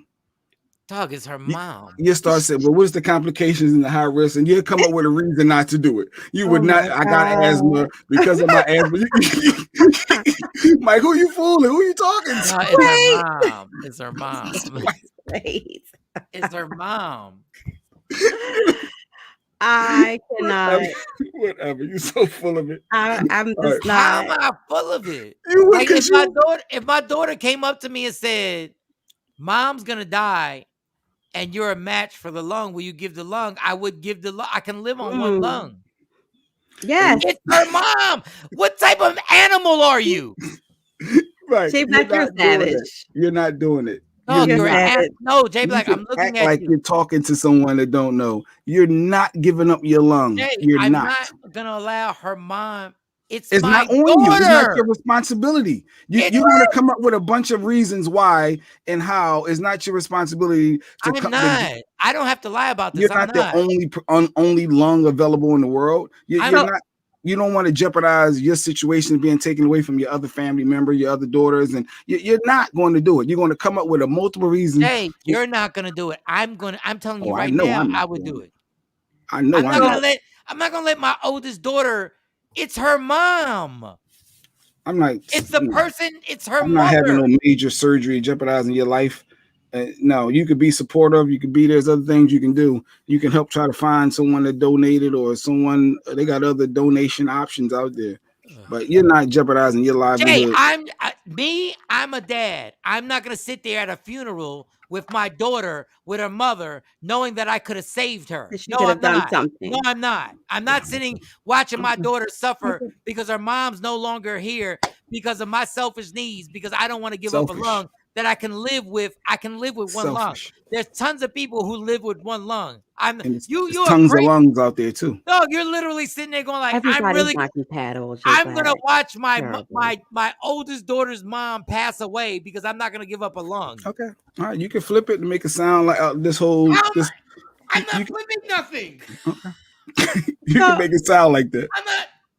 So J Black, in the grand scheme of things, maybe you wouldn't, but that just goes back to like compassion, and you would not want to have to sit there and hold your child up knowing that there was something that you could have done to prevent her mother from dying. Okay, good point. Yeah, you're right. I'll probably think about it. Mm-hmm. Yeah, you're right. Like, yep. Suave. No, you're right. Yep. At the least, you would have think about it and say, you know what? Because you know that it means the world to your child to have their parent. No, but I love it. I love it when Jay says cold-blooded. When Jay says stuff like this, he goes, "Oh, you gonna flip it?" No, nobody flipping it. You flipped it. The normal people would be like, "Yo, I do have 2 lungs. I can give it a lung." You flipped it. You were like, "Well, there are more lungs out there. You can find more lungs, and I don't care if that's your mother." You flipped it. We ain't flipped it. We're the normal people. You're the abnormal person.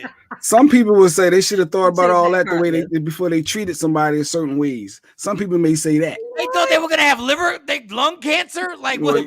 That's why you be nice. That's why you're always supposed to be nice and be respectful.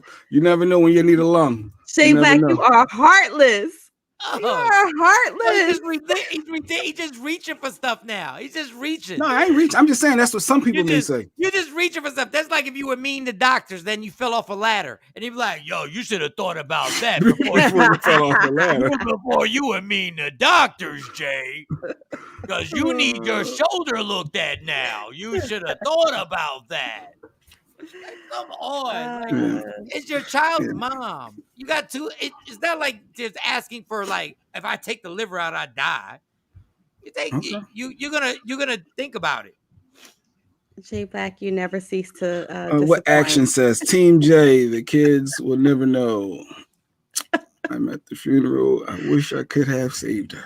Yes. Y'all are terrible. Action don't even believe that. Action just want to be funny. Action. And I've met Action. Action seems like she's a pretty compassionate. Jay Black, what if you need a liver and your ex-wife was a match? Would you ask her?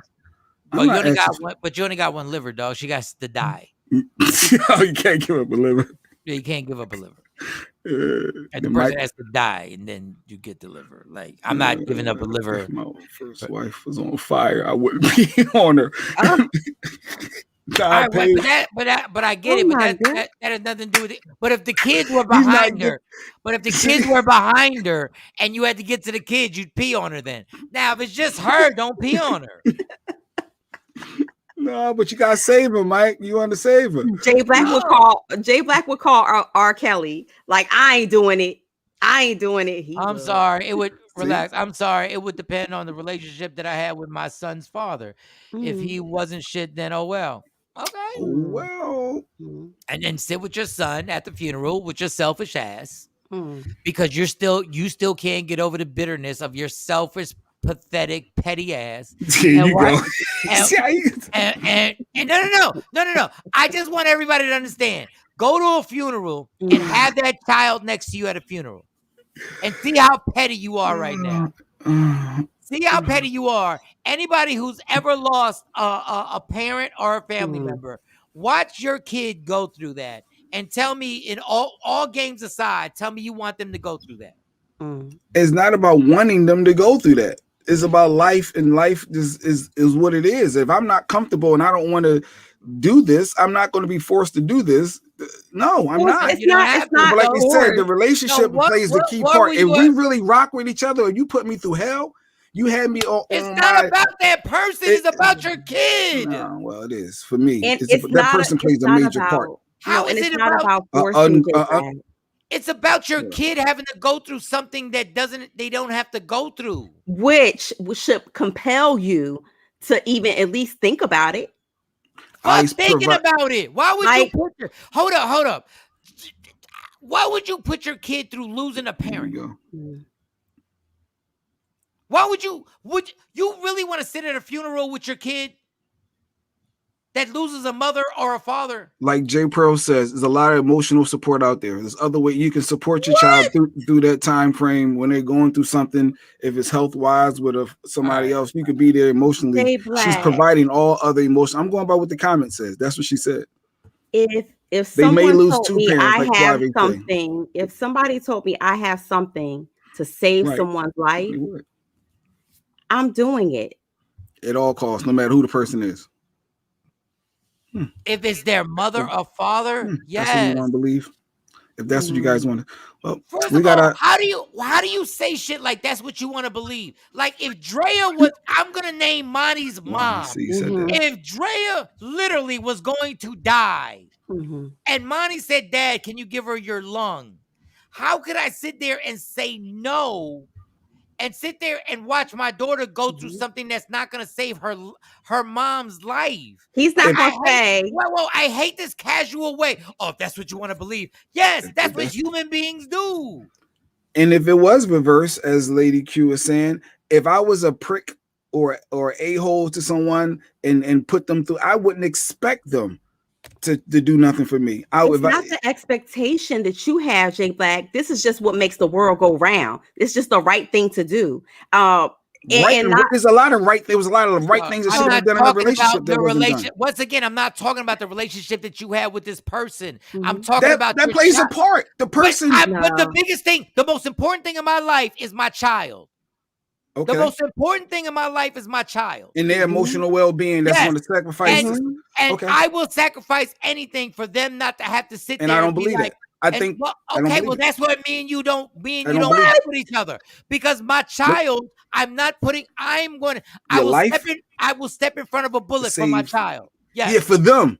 But to save someone that they care about. And I don't want them to go through the pain. I don't want them to go through the pain of losing a parent. I don't want them to go through the pain of losing a parent and having to wake up every morning going like, oh my God, she's not here anymore. No matter how good or bad the relationship was between me and that person. I'm not doing that.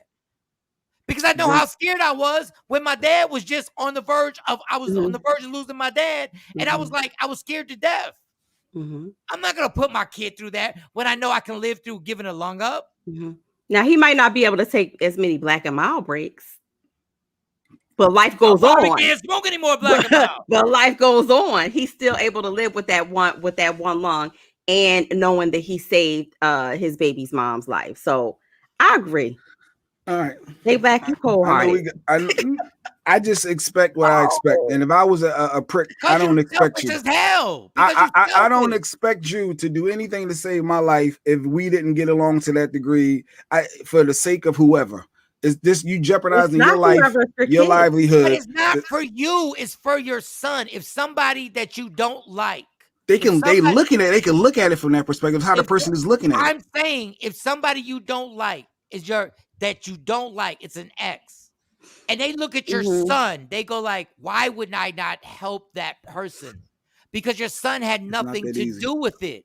Your son had nothing. Yes, it is that easy to. You know what it's called? Detach your selfish ass feelings from the situation. Because somebody could save your life.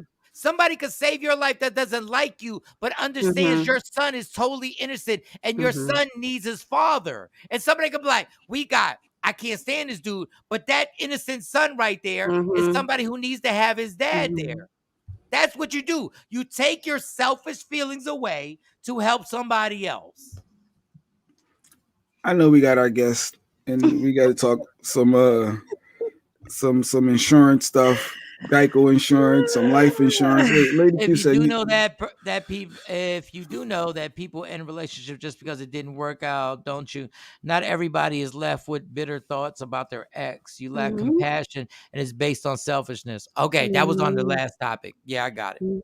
I don't listen. I don't have a problem with an ex calling my mom for Christmas and for birthdays. I really don't. She's just not going to, and she knows she's just not going to show up at get-togethers. But, call my mom and whatever. I didn't get a problem with that. I don't have just understand that we not doing, like, you're not going to show up at my mom's birthday party and stuff like that. That's all I'm saying. Well, listen, I've had your mom pastelas, and if I was in your family and we broke up, I'm coming over for Thanksgiving to get some. Mo, if we no longer friends no more, she won't answer your phone call. And she thinks you're a beautiful person. I'm like, Mom. She's like, I really don't have to answer. I can't answer. No, Mom, you can't. So that's the Mo. That's the sexy one, right? The sexy Mo? Yeah. Well, let's bring in our Kamari, our financial rebel, into the dialogue, and we can shift gears. And Kamari's here, and every time he comes on, because we talk so much, I gotta pee again. Go ahead to the bathroom. We'll take care of it. Action said if I called my mom, what would she say? She will literally ask, "Why are you calling?" What I miss with that? Good morning, Mr. Kamari. Good morning. The voice of God. I don't know what to say to that. I'm giving grown men the PP effects. You giving up your lung to save your baby mom, Kamari? You gonna give it up? And y'all had beef, y'all had friction. Just so my lung. Yeah, you giving up a lung? You giving up a lung? You got two. You got two. Wait a minute. You got two of those too. What do you say? Maybe my kidney. I don't know about my lung. It ain't a tax write-off. Wait, is that a tax write-off? Wait. Did Jay Black just monetize? Did he just monetize organ donating? He just said, "Is it a tax write-off?" Yes, I mean, well, it potentially can be. Your medical bills can be a potential tax write-off. Oh, the medical bills, not the specific lung. No, but it will fall under medical bill. So it is. Listen, everything's about money, and taxes come into everything. So Jay Black's not wrong for that. Yeah, and I like Ash. She said if an ex called his mom, she'd be like, "Why are you calling?" Exactly. She's team action. That's how your family's supposed to ride out. But if she called and said, "I need a lung or I'm gonna die," but what if it's an ex that was married and has children? Well, yeah, that's a different scenario. If there's an ex that has children and they're calling about the grandkids, you ain't got no choice. It is what it is. Like at that point, like they're gonna be a part of the family. They got kids. I think that makes perfect sense. And if she needs a lung and she's gonna die, you should probably give up the lung. You missed all your IG comments. I guess the financial rebel, you can request a mic on IG to get you on there too. We'll get the financial rebel on here. Don't forget to check out the show every Wednesday. It goes down on his IG live, and I was checking that out there also. Let's see if I can get him on IG Live, and then we can start the questions. Jay Black, you got a question that we're gonna start it off with? The first thing was I was getting these email notifications for cheaper car insurance, and I ignored it for a couple years. And it said you can save based on your credit. You can save a lot of money on your car insurance, a cheaper car. I thought they were trying to get me to switch to a different companies, but something told me, let me call my insurance agency, which is Geico. We ain't got to promote, and I said, yo, I'm about to leave. I'm about to get cheaper insurance. And they ran my credit again, the soft hit, and my thing dropped like $60 every month. And then this next bill's like half less. And it was a lot. I had no idea that your credit score affects your car insurance. And I just wanted you to talk about it. Maybe people can call their own provider and get their policy dropped down a lot too. So I've never done any what they call PNC or property and casualty insurance, but being in the industry, I do know that is a fact.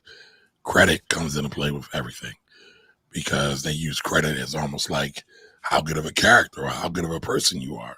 Damn. When you have better credit, those folks out there tend to perceive you as a better risk when it comes to getting insurance. Yeah, because I had this chick at the hotel. She ran my credit, and when it came up good, she had me smacked. No, the fact that they really take your credit score into how good a driver you're going to be is absolutely amazing. That is absolutely amazing. For, Mike? I have a question about that. Wait a second. What did he say? What package did you qualify for the whole Oh, time? I just not. She let me hit it. No, she let me hit it raw. You got she gave me the raw package. You got the Supreme. And I slept over. She gave me the raw package and I slept over. And I was like, wow. Did you do the cuddle package too? No, I didn't. I even want the cuddle package. I was like, I don't want the cuddle package. Okay. She was like, you're good. But the fact that good morning. Cats think if you got good credit, you drive better. Like, wow. But go ahead, Mo, with the question. Yeah. So I have a question. Of course, we had a real bad storm up here, and the flooding, and it damaged. I think I told you before, damaged my basement, my things in my basement, and my vehicle got water damage. Is that going to make my credit score drop because I'm putting in a claim? No. For that, are they going to penalize me for this? No, credit score has everything to do with your payment history, the amount of open lines of credit you have, how long you've had them. Insurance claims, however, are totally separate, right? So you can't avoid the IDA. IDA got everybody. So the bars, your basement, definitely want to get your basement checked out because of the mold.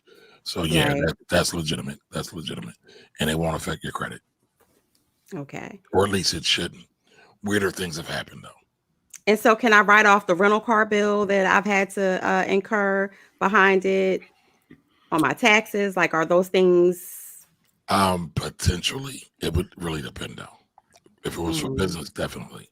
Sometimes though, there are casualty losses that you potentially can write off personally, but there's certain thresholds you got to meet. And I know you do taxes, but how do you find something? I just saw something that went to collections on my credit. And I was like, I have no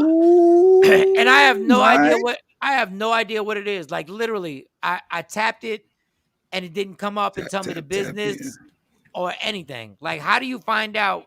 Who do you call to find out who this collections is by?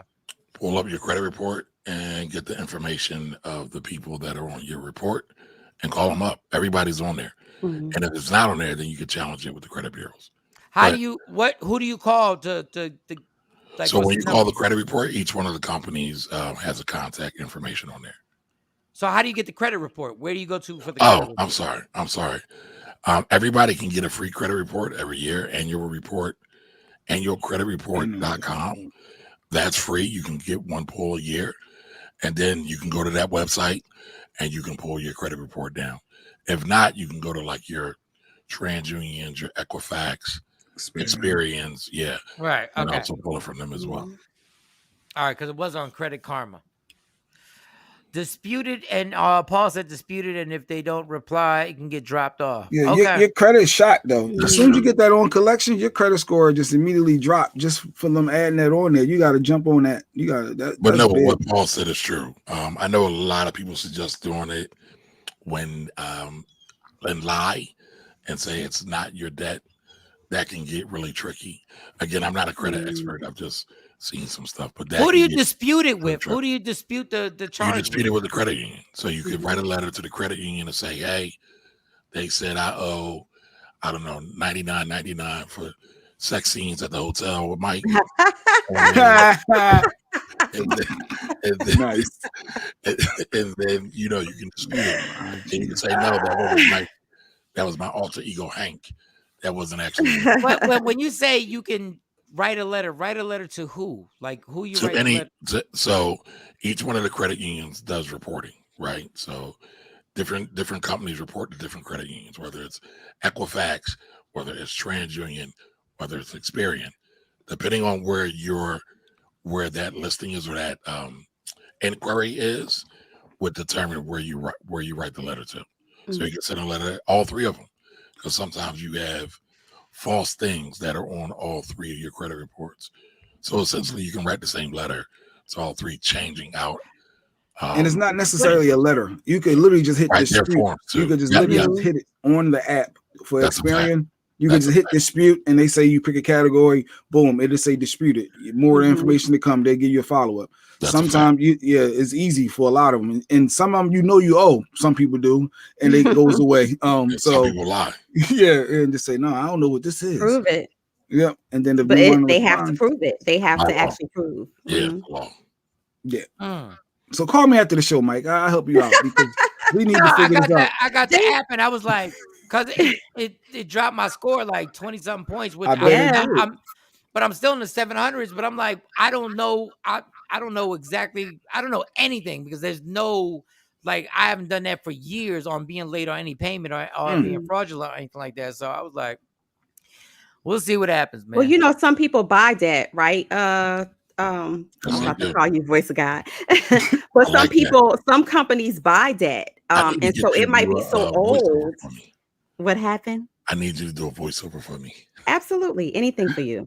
So, people do that. And so it might be a very old debt that a company has basically chased and purchased from another company, and they're now pursuing you. Because if you haven't been late in X amount of years on something or haven't paid for something in X amount of years and it's coming up, it's probably very, very old debt.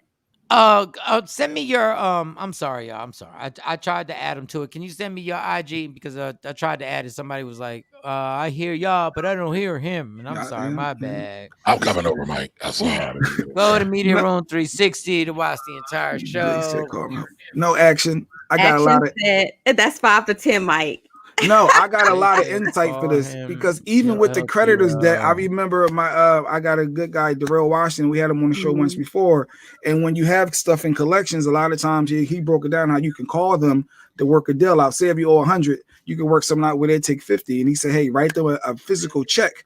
And on the back of the check, write, consider this debt paid in full, and you will remove from all three credit bureaus. That's a contract once they cash that check. So I got a lot of little insight action. So don't play with me. No, but but make sure you let him know too, since you've given all of this sound advice, that they need to make sure that it's negotiated that they will also remove it.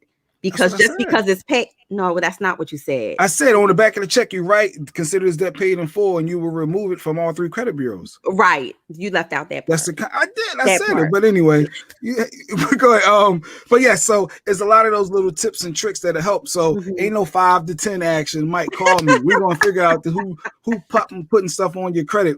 And some people just Mike the type here just want to pay it and let it go away. Mike, I just want to pay it. I want it off and removed. That's Mike. See, Mike don't want to argue nothing. He don't want to talk to nobody. But you work hard for those points. Everybody works hard for those points on their credit score. And believe it or not, that could be the defining factor of you getting your interest rate down on your house and a lot of other things. Getting a job. Yes, your job. Tam said, write a check. Mike don't like checks. He said, who the hell has checks nowadays? But he's probably gonna say, can I PayPal you? Can I Cash App you this final payment? Listen, have y'all seen the cost of checks lately? No, it's almost like $100 for a I don't have checks. I no longer have physical checks anymore either. Wow. I took my son to open a bank account on Saturday, and we started talking about checks. I told the lady I don't use checks anymore.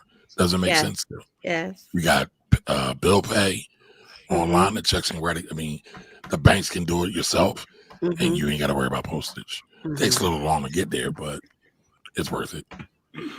So I'm trying to get all of my tax write-off things together. We're pushing into October, and I'm trying to be proactive before we get to the end of the year, right?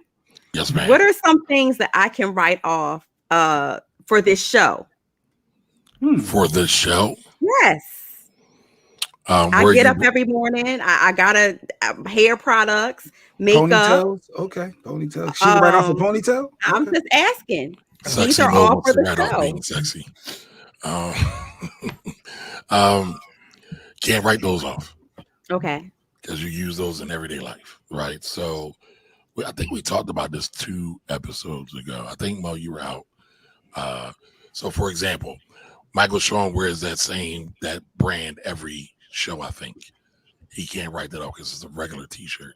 However, my shirt's branded and my company's name. I can write that off. It's a form of marketing. It's a form of advertisement.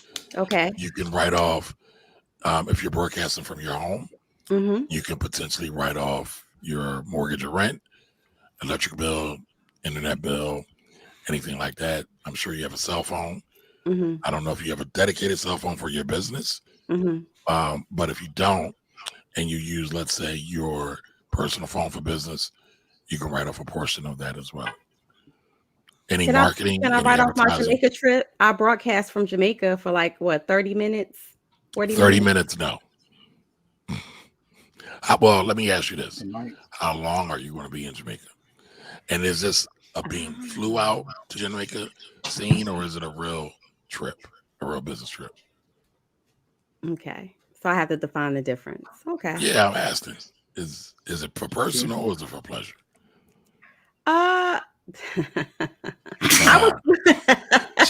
You're not gonna do good in front of the IRS auditors. Already. Get it. Take me to jail. Never mind. Take me to jail. I done No, messed we up. can't have you in jail. Nah. Guilty. That's why I like to get y'all ready. But you said as long as you use it for some of a business as a business trip, or at least one day as a business day. Like if I'm there for 3 days, but one of those days is I'm there for business for one of those days, but the other 2 are personal. That's like 66% personal, right? So it really depends. And there's some real specific rooms. Is Mike spraying over there? He had to get his drink. What happens? What y'all saying? No, go ahead, you good.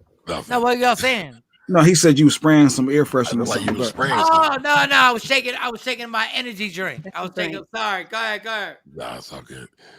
So it really depends because there's some real specific rules about travel.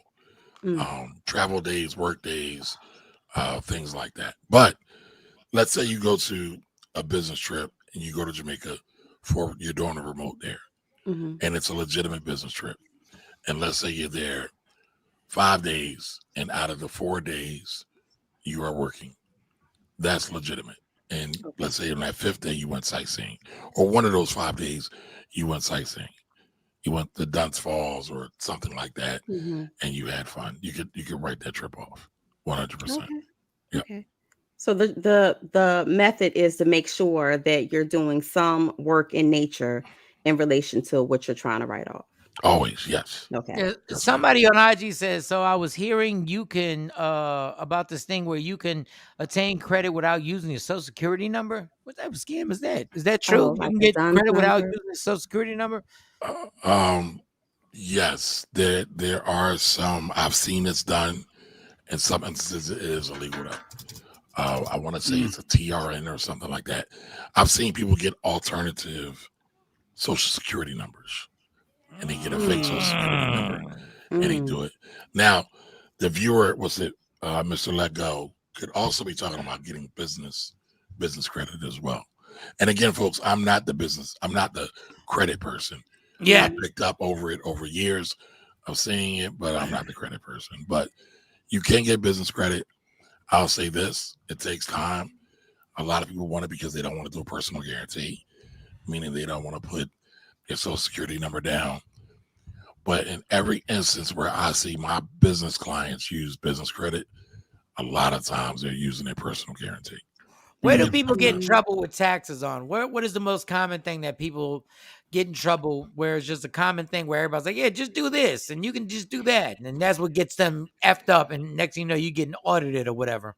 I mean, so the biggest reason for getting audited, believe it or not, is amongst the poor in states like Alabama, a Louisiana, a Georgia, a Mississippi. And guess what? It's all around claiming kids. Damn. Earn income tax. So a lot of times people do a lot of shady stuff when it comes to the kids. Buying, selling, renting your kids for the tax refund. And the IRS is definitely on that. Yeah, they got some more strict over the years with that. It used to be real easy, and then as the years went on, they want proof now, and they want more documentation. So yes, they do. Yes, they do. Yeah, that's real. So who as when you guys aren't together, I claim all three of my kids, but who's supposed to claim the damn kid? Like whoever provides at least 51% of the support. Got it. Yeah, I want it. Or Yeah, whoever the parents decide. You can sign a form releasing your claim to a refund or your ability to claim a dependent. So now I know people who are reasonable who share, who they go every other year because they both do a lot for the child. Yeah. So they switch off because that's what reasonable adults do. You can actually switch off, but so that is too. And what's other than the child? Because the children one is such a big one because everybody's always scamming, trying to see who can get that kid first. But what's another one that gets you in trouble in taxes? I mean, look at it. We've had a bunch, right? Everything from the PPP loans. Oh damn! Lying. I forgot. I mean, folks getting jammed up like that. It's been an issue. It's been an issue. Arkansas Mo got like 14 years just now off of that the PPP loan because he used to pay his back child support and Rolexes and the cars and things like that. So, but it wasn't just PPP, right? It was PPP. It was mail fraud. It was bank fraud. He got hit with a lot of charges. And people are like, murderers get less time than this. Yeah, but it's all about the counts. That was a lot. But my question was, why is it every time somebody gets, let's just say my accountant does something fraudulent on my taxes, I go to jail, but the accountant doesn't get in trouble? That's not true. So tell me what's true, because Fat Joe just got on here and did like 3 years in jail, 2 years in jail, or 16 months or whatever, and his accountant went scot-free. Allegedly. Listen, love Fat Joe. Fat Joe is like the king of the storytelling, right? And we know all good stories don't always give all the facts, right? Because if you give too many of the facts, it gets boring. But you can get in trouble being an accountant, filing falsified stuff. Now, it doesn't always get reported, but a lot of times it does. But at the end of the day, whoever is filing the return, the taxpayer. So Mike, let's say it's you or Shawnee or Mo or Black or Jay, it's your tax return. So let's say I did your tax return, right? You still are responsible for understanding what's on that tax return. Now, we know what happens. People go and they go into those big box shops, get their refund. That's the only number they're looking for, and they sign off. So most folks don't even understand their tax return. They don't understand how it flows and how it works because nobody cares. Nobody's got time for that. It's not sexy. But it has nothing to do with being sexy. When a doctor tells you have something, you're not skilled to know how you have it, how you got it, how it affects your body or whatever. Just like when an accountant does your taxes, we don't have any experience in doing our taxes. So when you say this is what you got back because of this, and that, like, and when you sign off, they go like, you're responsible. I don't know none of this. Like, none of us do. Like, ignorance, the majority of us. It's under the law. You should know. And you should sit with somebody who will at least try to explain it to you. Now, everybody's level of comprehension is different, right?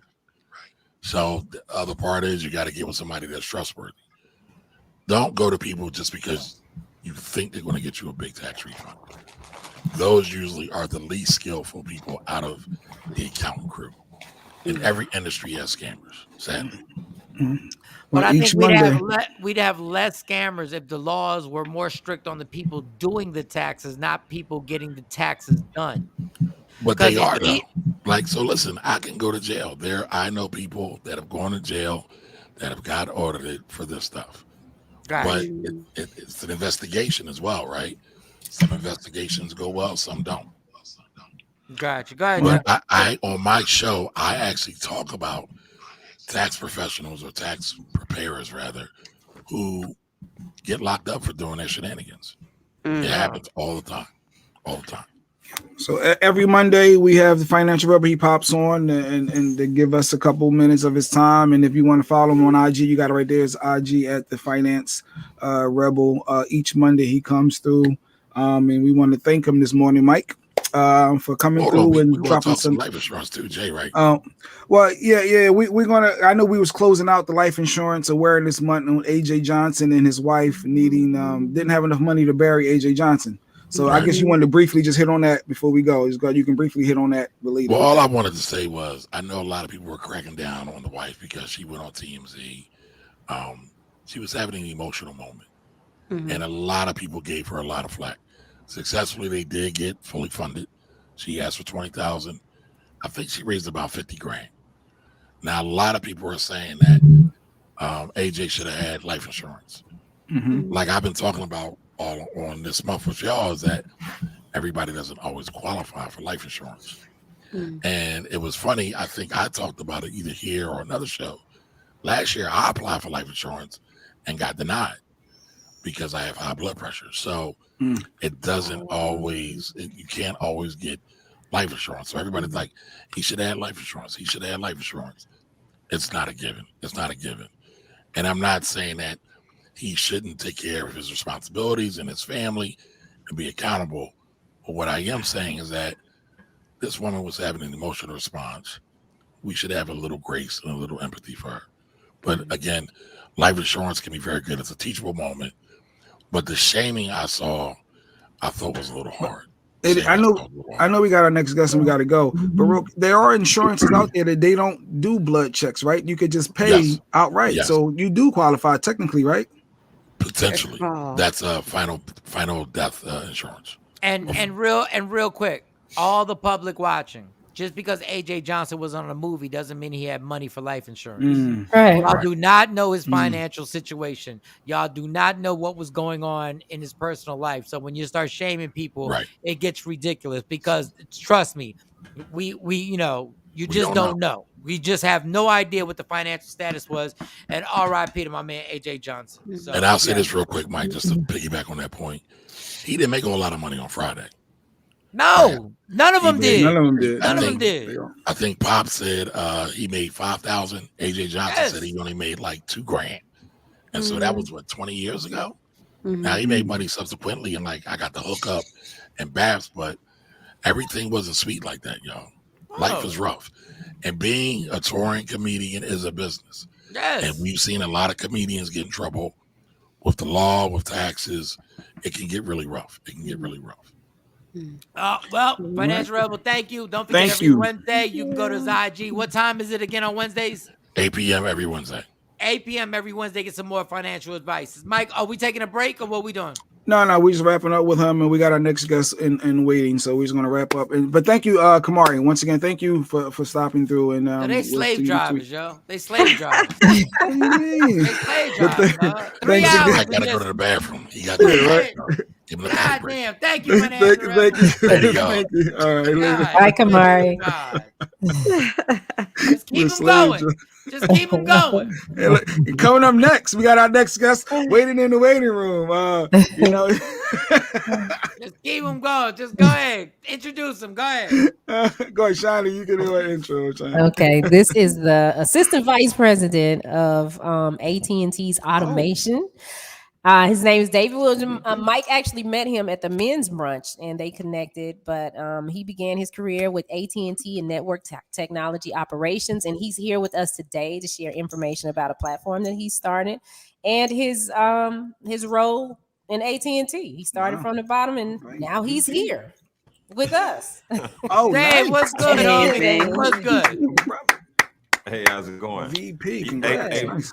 Hey, Mike, listen, I'm okay with you taking a break, brother. It's all good, man. Hey, Dave, I hope they don't work you like this at AT&T, homie. I hope they don't work you like this. You got to get a lunch break or something. First of There all, is no HR here. There's nobody to complain to. Well, look, AT&T is a matrix, so no days off, man. It's like Bill Belichick. I hear you. So first of all, thank you for taking time out to actually join us, and we appreciate you. Could you please, because it was amazing when we met before the men's brunch, and you started giving us some insight on what you do, and I was like, God damn, all I do is tell jokes. Jesus, like this I was like, so explain to everybody essentially what you do. Sure. So David Williams, Assistant Vice President at AT&T. I lead a large and diverse automation team of about 50 employees, extremely diverse. I recently promoted several Black women into this STEM organization: Black men, Hispanic men and women, Asian, Indian, LGBTQ, people living with disabilities, veterans. So it's a complete diverse spectrum. We are the largest robotics process program, within AT&T, arguably top 5 worldwide. Will drop more than $300 million operating income this year. And I recently won received a few patents and also a legacy award at the Black Engineer of the Year STEM Global Competitiveness Conference. Damn, let's clap. Nice. Now, can we get him to get on IG? You got IG, David? Yeah, the way, because Mike's on live on IG. The way they can. I'm live right now with Mike on IG. Are you? Oh, hold up. Let me make sure you're on there. David. There it goes, Dave. There it goes. Give you my resume. I'm the host of a morning show, Mike and Shawn and the Takeover Legends, and I have 2 Black women that work with me. You know what? Really? Listen, that bio didn't sound that bad.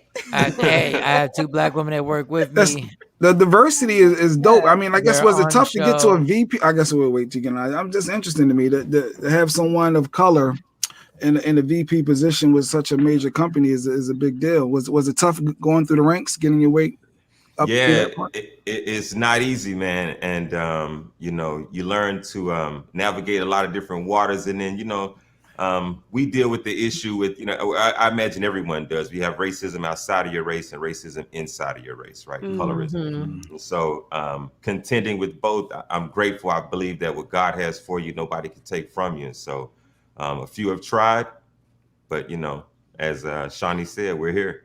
Dave, I'm still trying to get you on IG. Can you send it one more time? I'm still trying to get you because it said unable to join. Did you follow him? I did follow him. Mike, did you follow him? I mean, I saw it on here. I was trying to So maybe Dave just back out and then go back in. Whoa. Y'all, everybody relax. Something just happened. Because y'all irritating the shit out of me. Really? It's technology for Mike. It's technology. No, it's not technology. It's you. It's not technology, my dude. It's technology. I know what it is. I know. It has nothing to do with technology. They're giving him a hard time, man. You soldier boy, you mean you. So let me see if I can follow you then, because I think in order to do that, because I followed you. Yeah, okay. Let me try. Let me go out and go back in.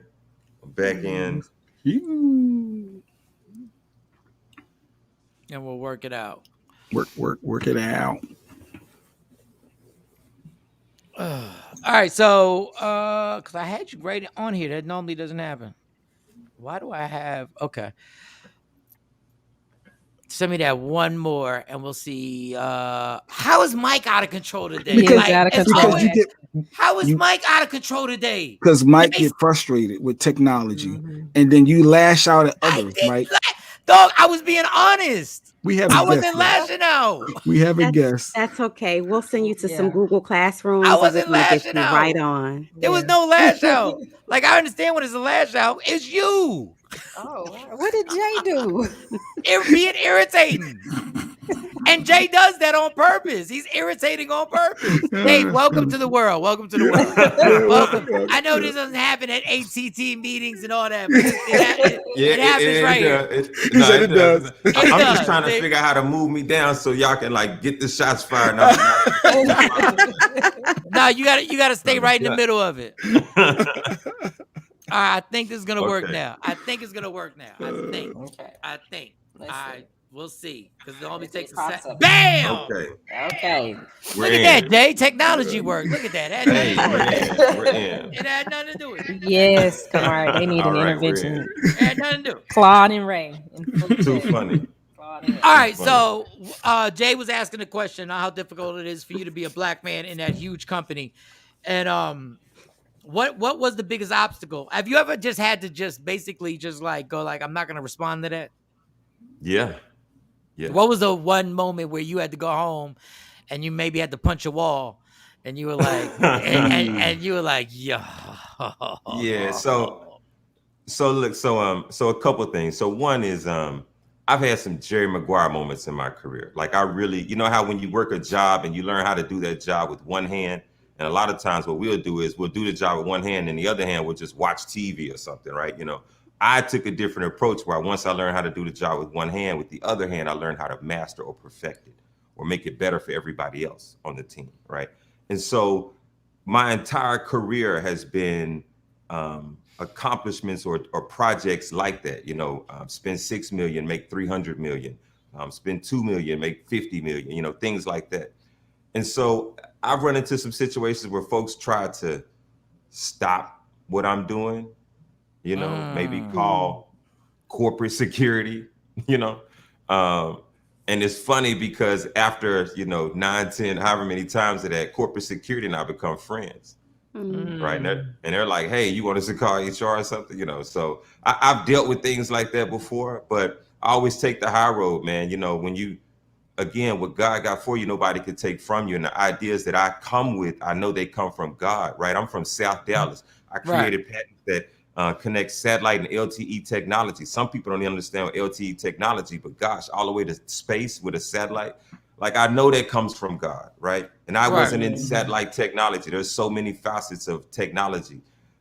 So when I come with these kind of projects and things that change the way people think about stuff, and I know it's going to have a, you know, exponential kind of return on investment. I know God is with me. His footprints in the sand. My whole life has been like that, right?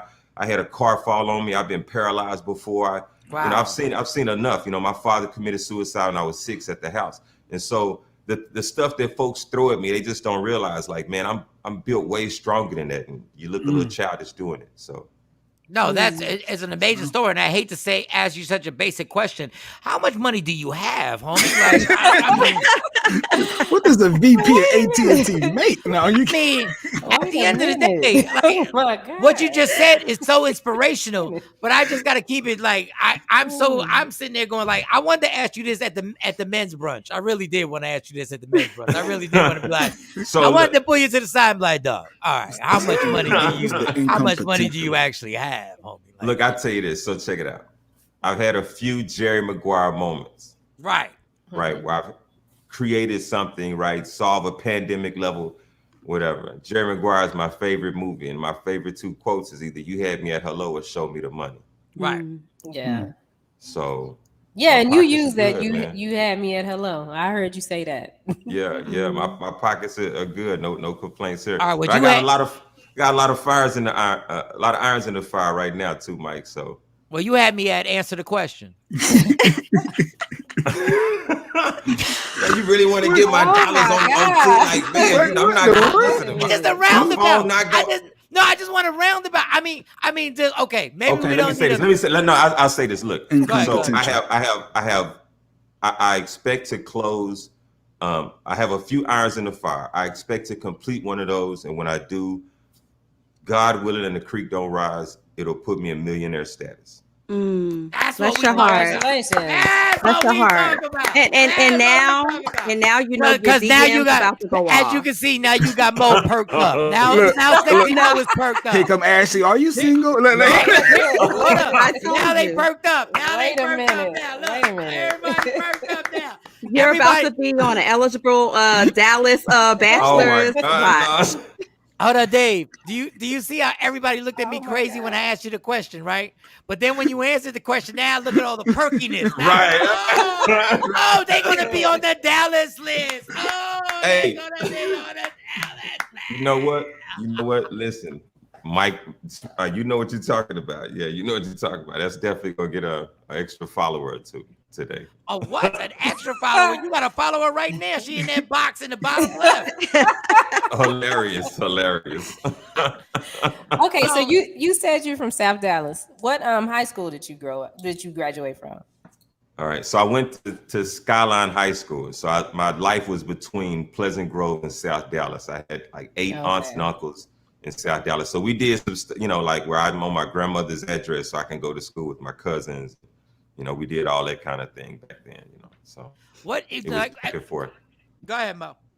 So no, what Shawnee was saying about your high school, have you ever thought about creating any type of programs for to encourage Black students to go into engineering? Yeah, so right now, I mean, so I do a lot of mentoring, and there's mentoring at all sorts of levels, right? There's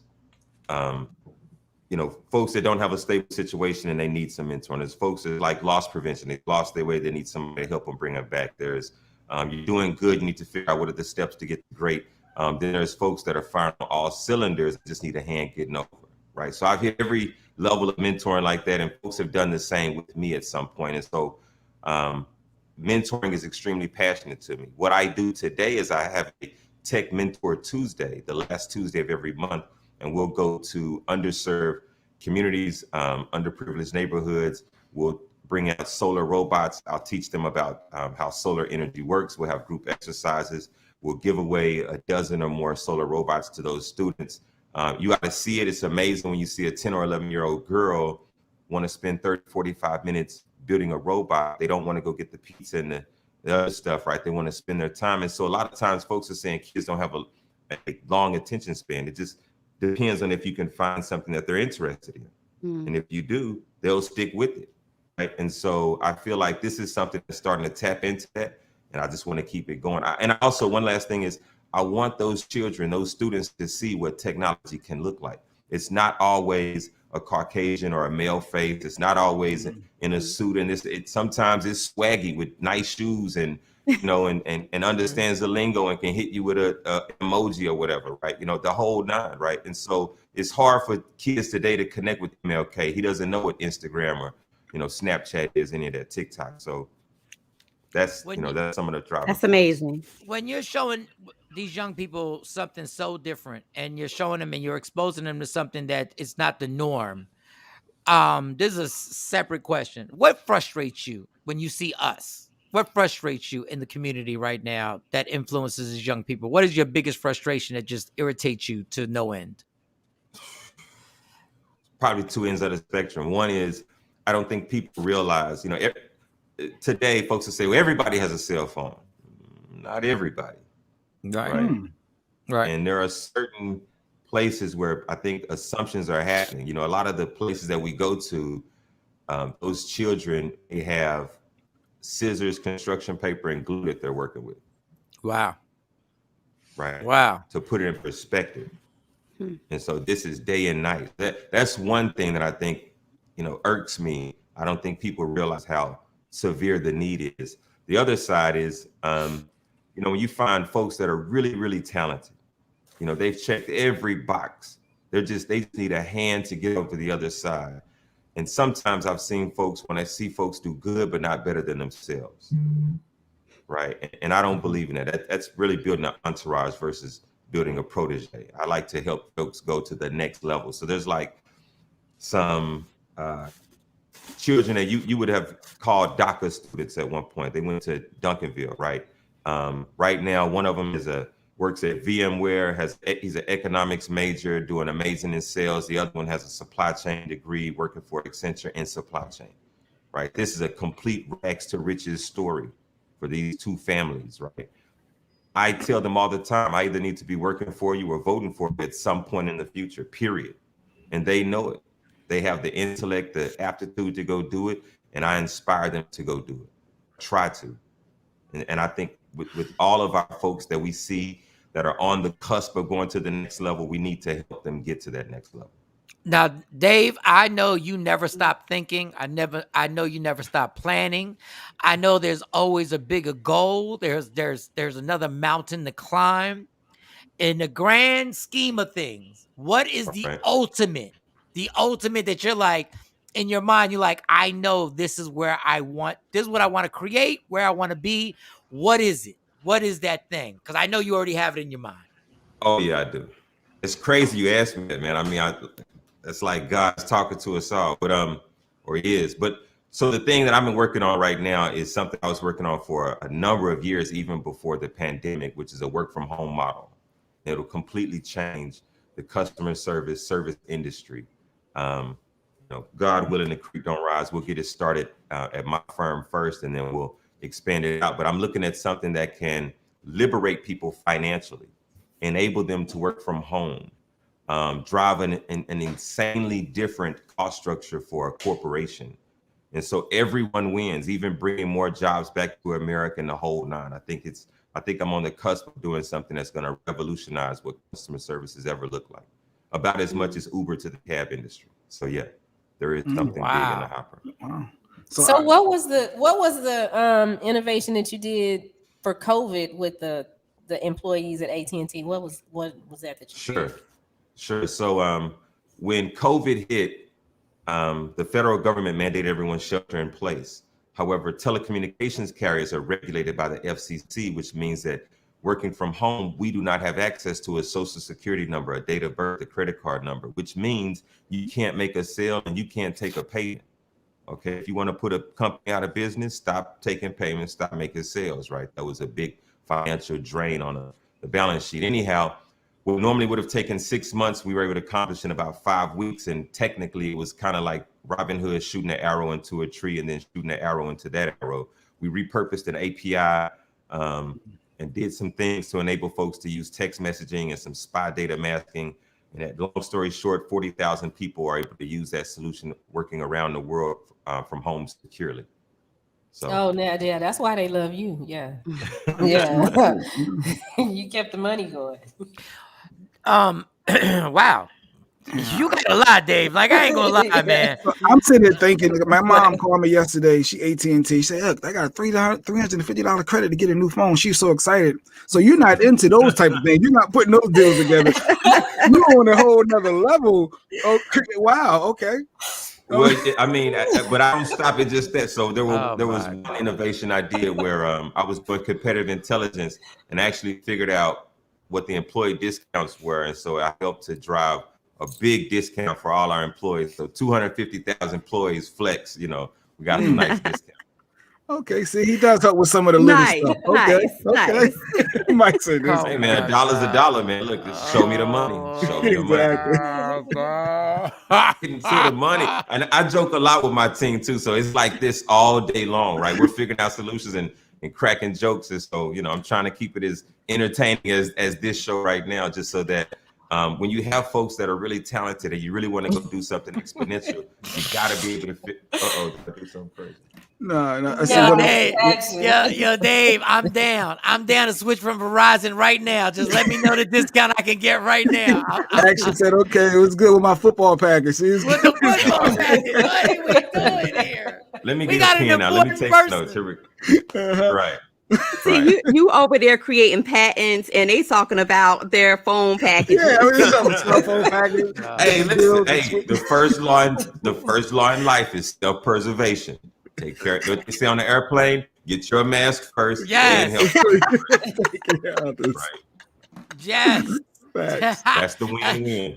And I know you got family members asking the same thing. You're doing all this important stuff to save the world and changing everything, and they just like, yo, can I please get my package free? Right. Your little cousin, your niece needs her phone, your account now. Right. She's old enough. She needs a phone. All right, Dave, we want to ask you a regular question now that has nothing to do. We want to ask you a regular question. We had a question of the day that Jay Black asked. Can you? What was the question? What was the question that we had? Can you put it up there for the? I want to ask you what your, because I'm sure he's gonna give a great answer to this.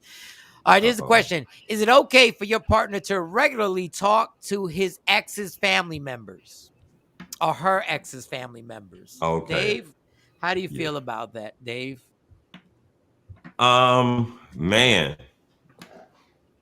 what's going on, man? Are there kids involved? But here we go. I need more facts. I need more facts. I need to know the background story. How about the first answer is there's no kids involved? The first one's there's no kids involved. What y'all talking about then? You know, exactly. But it's the family, right? It's talking to the family, not the ex. Right? Are you able to do the? Are you able to do the thing where like your mom pick up the phone in the other room and you can listen in? Like what happened? What are you talking about? I know my feet was stinking the other day, but you have to tell everybody. You know, like keep it 1,000. It's not the ex. They're just talking to the family members, right? No, the ex is talking to your family members. Regularly. Is it okay for your partner to regularly talk to the ex's family members? Well, it depends on how long y'all were together, because we like all 40, right? And Dave seems like a wholesome guy. I mean, he seems like a likable guy. So I'm pretty sure that there's been some mothers that been like, Mo, you know, Dave like told you his answer. Dave told you his answer, Mo. Dave told you his answer. That's how that extra account shows up that you don't know anything about. You know, exactly. What happened? Right, you know.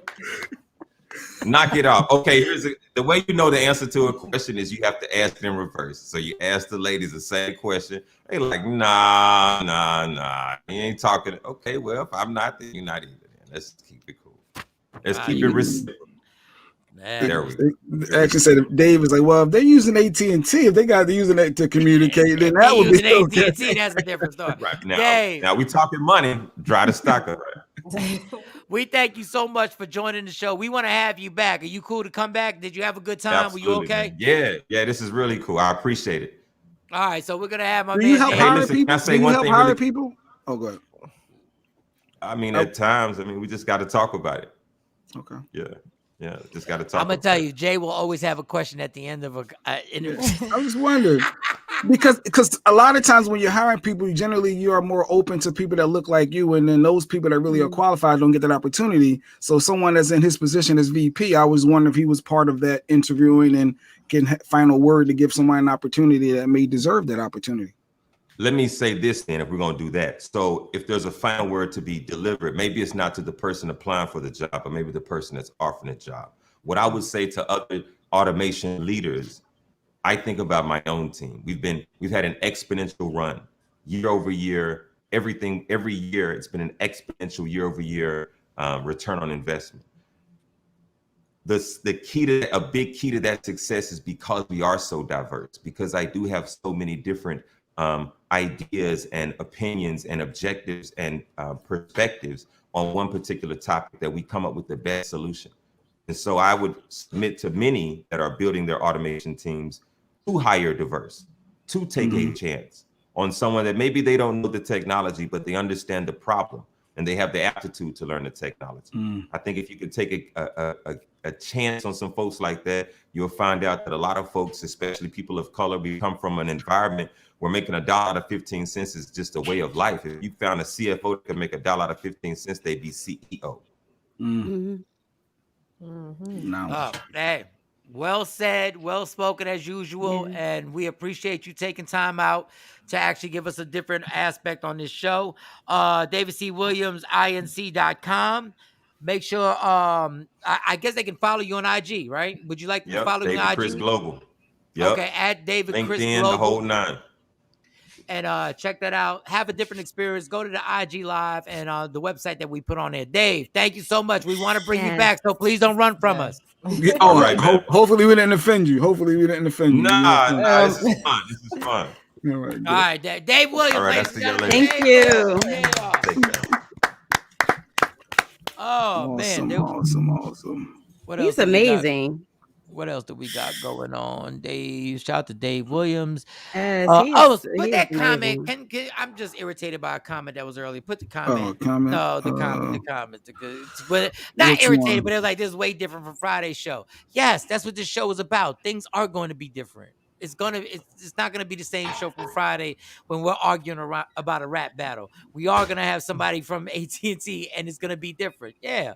So I hope you enjoyed it, Marcus Palmer. I hope you enjoyed the show, and I hope you He was enjoyed. amazing. Yeah, he was amazing. I love to see Black men in positions of with the ability to help other people understand this something that's foreign to them. You know, this is something an untapped market for people of color. So you know, I was excited just to have him come on and just talk a little bit about what he does in the community too.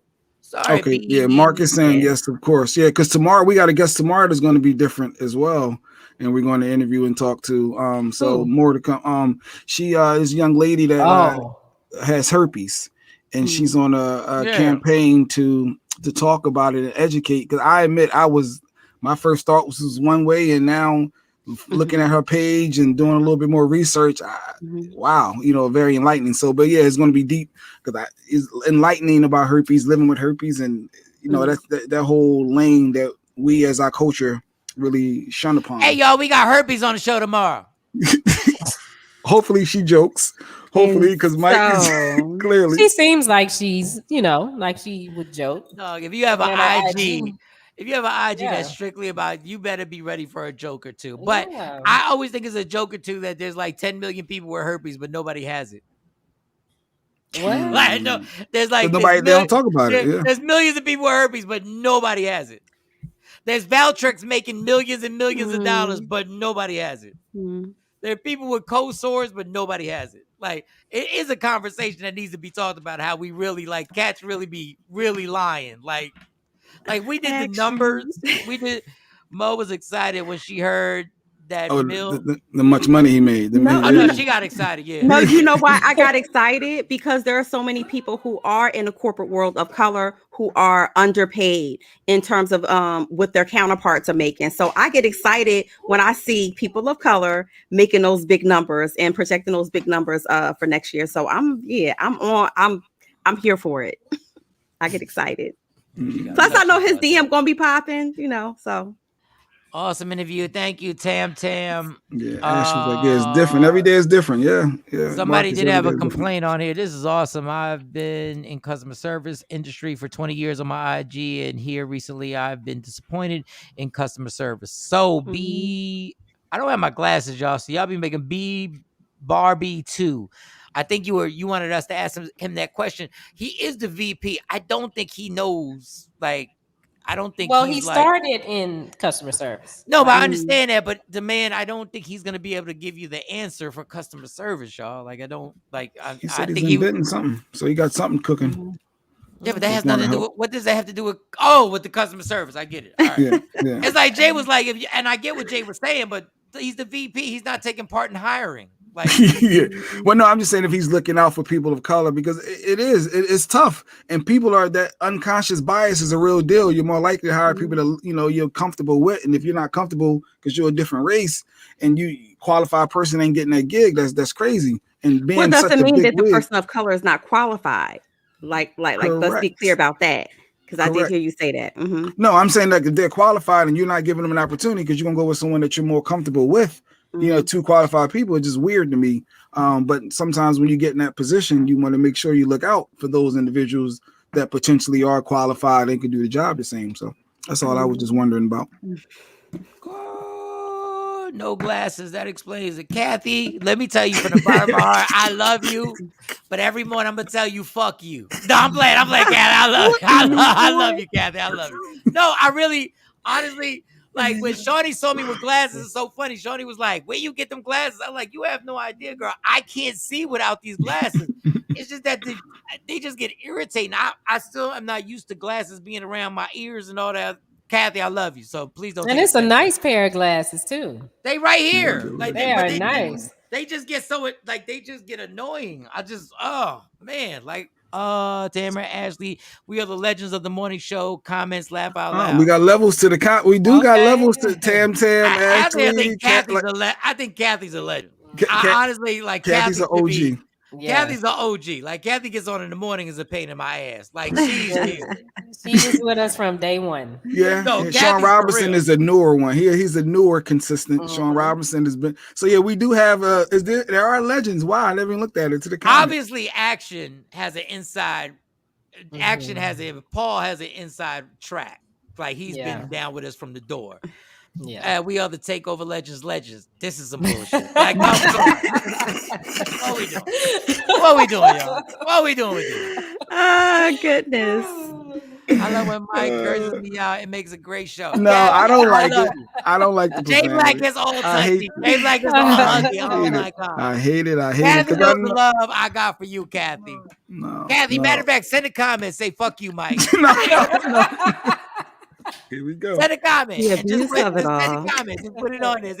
Yeah, I like The next is going to be I'm a YouTube or Facebook supporter. And how we forget Jeanette? Yeah. How we forget Jeanette? Yeah, Jeanette. Yeah, she's been riding. Jeanette been here from day one. How y'all not gonna put her on that higher level? Yeah.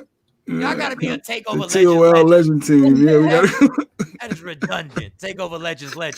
So why we doing this photo shoot, Marcus? When did you get into photo? Yes. Oh, you mean a photo shoot for us? Yeah, because Marcus Comer is actually a photographer out in Jersey in your part, Mike, and he used to come to the station and take pictures of us as well. Yes. So he's been a long time listener and supporter of the Takeover Legends. Don Page. Don has been loyal. Don is he shared a lot. Is that the name of the team? Like, what do you mean? Like, that's been the name of the team. Kathy is definitely Afro Queen has been around for a long time. Afro Queen, you've been dope too. You've been dope. Popcorn and coffee time. Yeah, Queen Born too. Thank you. Wait, she ain't in here. She ain't said that's nothing. not you, Mike Joe and F.U. Kathy. Shut up, Tam. Don't co-sign that. Don't co-sign that, Tam. TOL comment team. Don't co-sign it. We love Kathy as well. Action, all of them. All right. Kelly has made herself like the union rep. F.U. Mike. There we go, Kathy. I like what the gorillas were doing. No. Mo did somebody say went on for 20 minutes. Did somebody say gorillas? Oh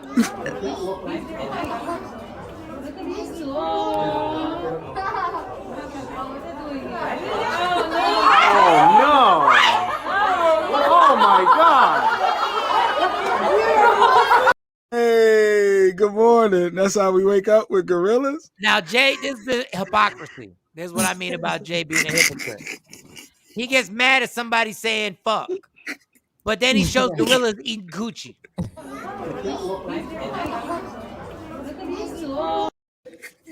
That makes no sense. Oh Lord. There's no balance.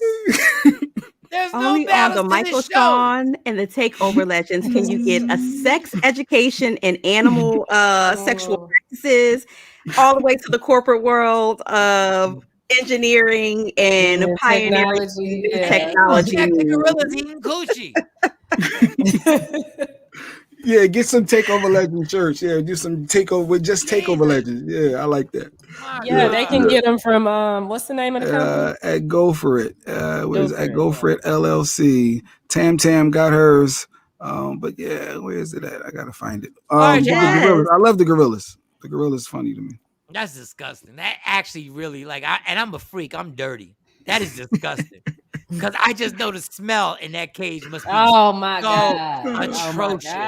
It's gorilla coochie. Where are y'all barbs? Oh, it's like the barb. Yes. So you guys can be our legends. I get it. The legends. Yeah, the I'm legends. Sorry. When I get a heckler in the next comedy show and a chick says something crazy, I say, I bet you smell like gorilla coochie. Why? What? Michael Shawn. Gorilla Shawn. Can you imagine somebody says you got gorilla coochie? Michael Shawn. That makes your stomach. That makes it your smell like. But what would that smell like? It smells like the jungle. It smells like the jungle. Smell like outside. The gorilla. At least she didn't have to go to her wax appointment or nothing. Like he just went for broke. Disgusting. Oh my God. All right. He couldn't see the forest for the trees, but he still kept going. He's a gorilla. He's an animal. They say that a lot of animals do that. That's natural for them. Turtles don't do that. Hey, sidebar before we go to break. Shawnee, do you know where this image came from? So we did the music the other day. And we talked about cultural influences that everyone should know. Do y'all know what this shirt is? What does this represent? Well, I know Mike and Mo knows. Shawnee didn't know. I had it wrong because when I first saw it, I was like, that's a shirt from. Don't say it. Yeah, don't say where it's really from. I wonder if the listeners know. I don't know where it's really from. That's what the gorilla had on before he ate that gorilla. That's what happened to his shirt after eating that nasty gorilla coochie. Unbelievable. It was a regular Versace shirt before he ate that nasty Tarzan gorilla coochie. That's absolutely disgusting. Mo, get your stories ready. That is disgusting. That gorilla was mad. Oh my God. Ashley got it. But what was the name of the designer though? Ashley, let me see. Ashley got the comment right. Ashley said she got it. She said it was from this show. I wanted somebody to say the name of the shirt though. Yes, Lord. Ashley said it's from the Cosby Show. Correct. Jeanette said it's the Cosby Show. But what was the name of the designer? It was very specific. Yes, and then we go to break. Want to see if somebody got it. Who cares? We just showed gorillas eating coochie. Now you want to answer to a trivia question. It doesn't make any sense. We're giving away tickets. If you're in the dollar say you want to go see Michael Shaw. You're not giving away no tickets for this. You get you on Michael Shaw's guest list. Name the gorilla whose coochie got eat. Name that. Denise made it. We're getting closer. Did Denise make it? I don't think you're right. Denise did make it. See, you don't know your history. You're not coach. You're not. I don't with think the Denise culture. made that. Yes, she did. Yes, she did. She did make it. Yep, she did. Yay, Marcus got it. Marcus got it. So did Claude. Gordon. Yes, that's the Cosby Show. Denise made Theo wanted the shirt and he couldn't afford it. But she was what made him one. And that's how it came out. Yes. Come on. See, you ain't down with the culture, Mike. Mike don't know. Mike don't know. I digress. But what Mike do know is gorillas. That's what Mike knows. Oh, did he freeze? He didn't freeze. He's still disgusted over the He's still disgusted with the gorillas. Okay, well, let's play it again and then we go to break. Oh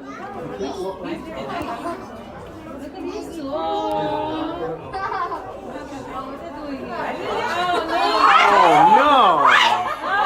Oh my God!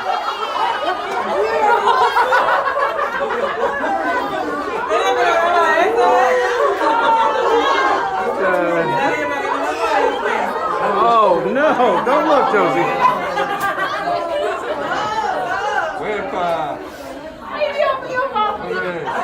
What up, y'all? It's Michael Shawn from Michael Shawn and the Takeover Legends. And just in case you missed the show, check this out. Obviously, and it's like the irony is lost on them. They think I'm really being like a oh, my black man looked like a monkey. Actually, he looked like a male model. He actually was, and it's like it was funny to me because he was such an asshole. And in the context of things, and you know, and when the movie came out like a year later, me and him had broken up, and me and my friends went to the movies, and I said, I need to see this movie, this scene. There's got to be some badass monkeys in this movie for my man. I mean, but they were some badass monkeys. They were. So there was a scene, the money shot scene, where like there's a scene where like 1 million monkeys run by, and it wasn't. He told me there was 1,000 monkeys they needed, but it was really like 1 million. There was a scene where like a whole row, they was just going, and one stops, and he goes, and then runs off, and I'm like, that was him. That was him. That's supposed to be him. That was supposed to be my man. That was him. The monkey was in the building. So you read your comments and then you clap back at people, because I didn't know. I mean, some people don't even want to read all that. So you read it and then you clap back. Sometimes, when I'm bored, which is a lot lately. Have you ever seen one like where you just be like, "Girl, let's meet up." Like, oh, that's what you want? Like, have you ever had that feeling? What the like, fuck are you 15, Monique? Like, Mo, what the fuck? What are you talking about? Let's meet up. Like, what's that? She's grown. Have you ever had that feeling? Like, meet me on the corner. Like 10 years earlier. Meet me after lunch. At 3 o'clock. Well, I'm 3 o'clock. I'm 48 now, and I can barely have sex with my leg on someone's shoulder. So no, the hip hurts. But the barbs have showed up at my apartment, my high rise downtown. With they sent me pictures of a gun, like looking down the barrel, because they thought I was coming for their And so I called the police, and that was the white side. I called the police, and very good. Shout to the white side. The white side has to come out every once in a while. God damn it! Yes, I've had the white side come out on me, and I ain't got no white in me. Man, listen. Search Media Room 360 on all streaming platforms. Michael Shawn and the Takeover Legends. Yeah, yo. We the worst rankers, baby. We about to ruin another instant classic. People were like, Mike Shawn, where you been for 60 days? Yo, Aristotle, let's tell 'em. Straight out of rehab, a crazy alcoholic named Michael. Trying to break this alcoholic cycle. 2 shots, 3 shots, just to start the day. My girl mad cause I'm even drunk on Sundays. Every day, I'm headed to the liquor store. Take a shower, liquor coming out my pores. People saying, Mike Store, you better try and chill. Mind your business and hand me some Advil. Got a headache, I'm so hungover. Gotta work in the morning, hope I'm sober. DUI, now I'm getting pulled over. Oh Lord, now I'm getting pulled over. Please, sir, step out the car. Hand me your license and recite the alphabet backwards. Backwards? Oh! Straight out of rehab, crazy alcoholic up in AA. Say my name out loud, they reply, hey. 60 days in a drug-free clean state. Cold word, I was on a little vacay. Sharing feelings that I never thought I'd ever say. Grabbing tissue, eyes sweaty, I don't wanna stay. Calling home, yo, let me talk to my maid. No, for real, let me talk to my maid. Man up, 12 steps is the game plan. Tell the truth if you really wanna beat it, man. No chicks, no drink, pass on the tab. Michael Shawn, and I'm straight out of rehab. We the worst records, baby. We have just ruined another classic song. Michael Shawn, Aristotle, Pluto, Rest Up, Hills, Cosby, my man Flip, make a badass. Yeah, Michael Shawn, we the worst records. You know what I say? Yeah.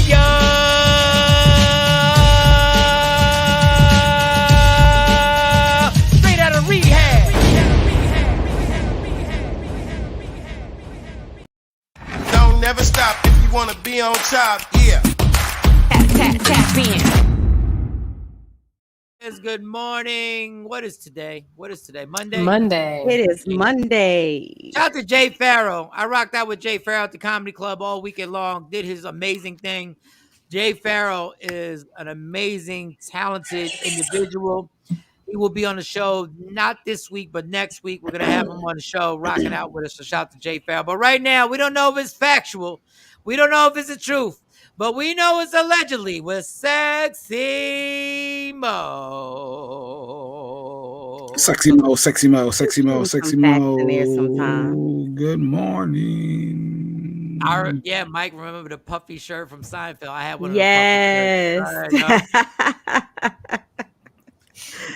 Oh, goodness. All right, go ahead, Mo. Okay. Well, Michael Jordan's son, Jeffrey, he has been arrested. Yes, he has been arrested. He's in the news. He's been charged with assault on a healthcare worker.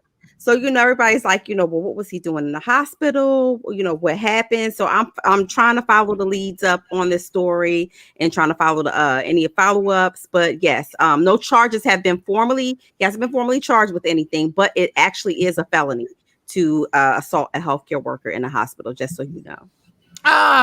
He'll be all right. He'll be all right. They throw around them felonies and assaults and all that. It could have been just a verbal assault.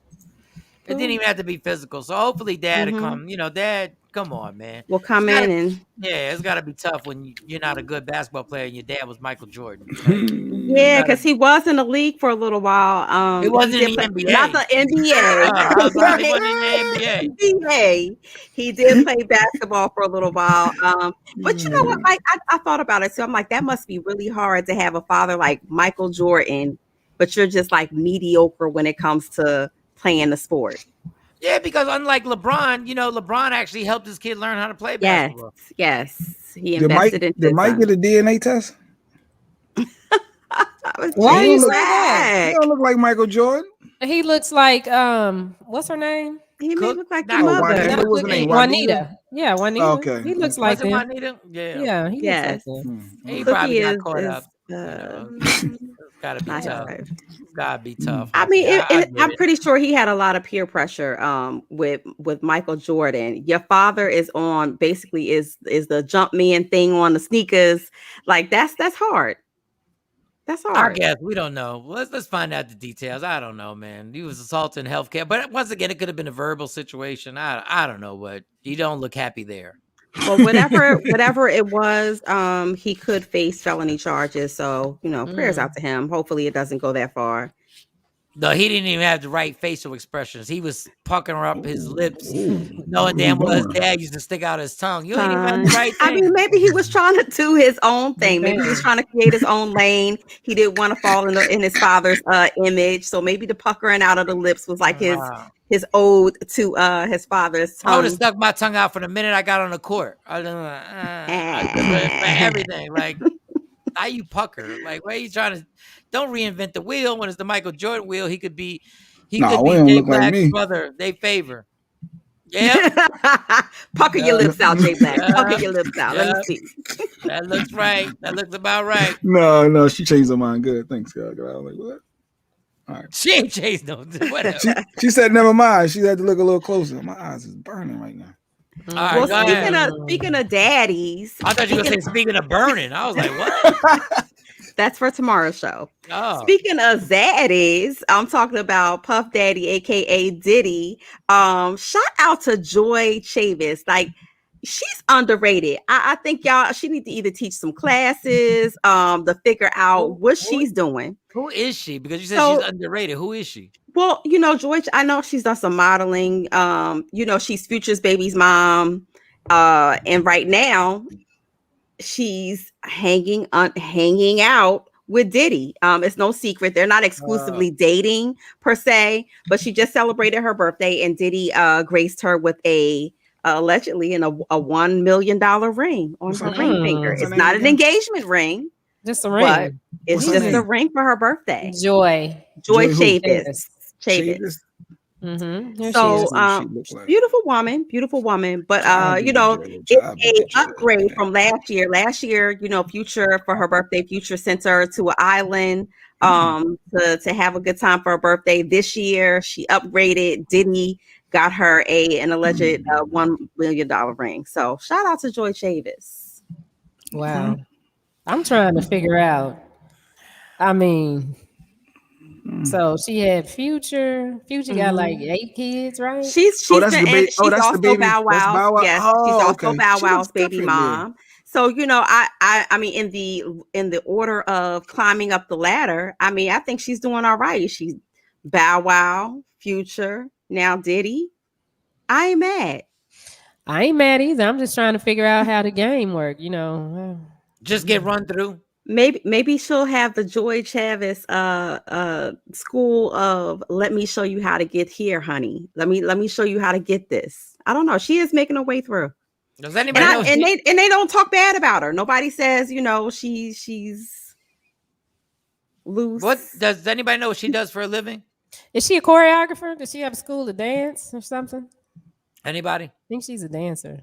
That's the angle you're gonna go with. Is she famous for? She's famous for being a baby mom. And who do you go after, dancer. Diddy? You're right. Diddy is whining and dining her. He is. But make no secrets about it. He's not saying that she per se is his girlfriend, because he's not claiming anybody exclusive. Remember, I reported that he was dating the girl from the City Girls, Young Miami, just a few weeks ago, and she, like a big dummy, posted on Instagram the receipt from her shopping and saying $99,000 just to shop.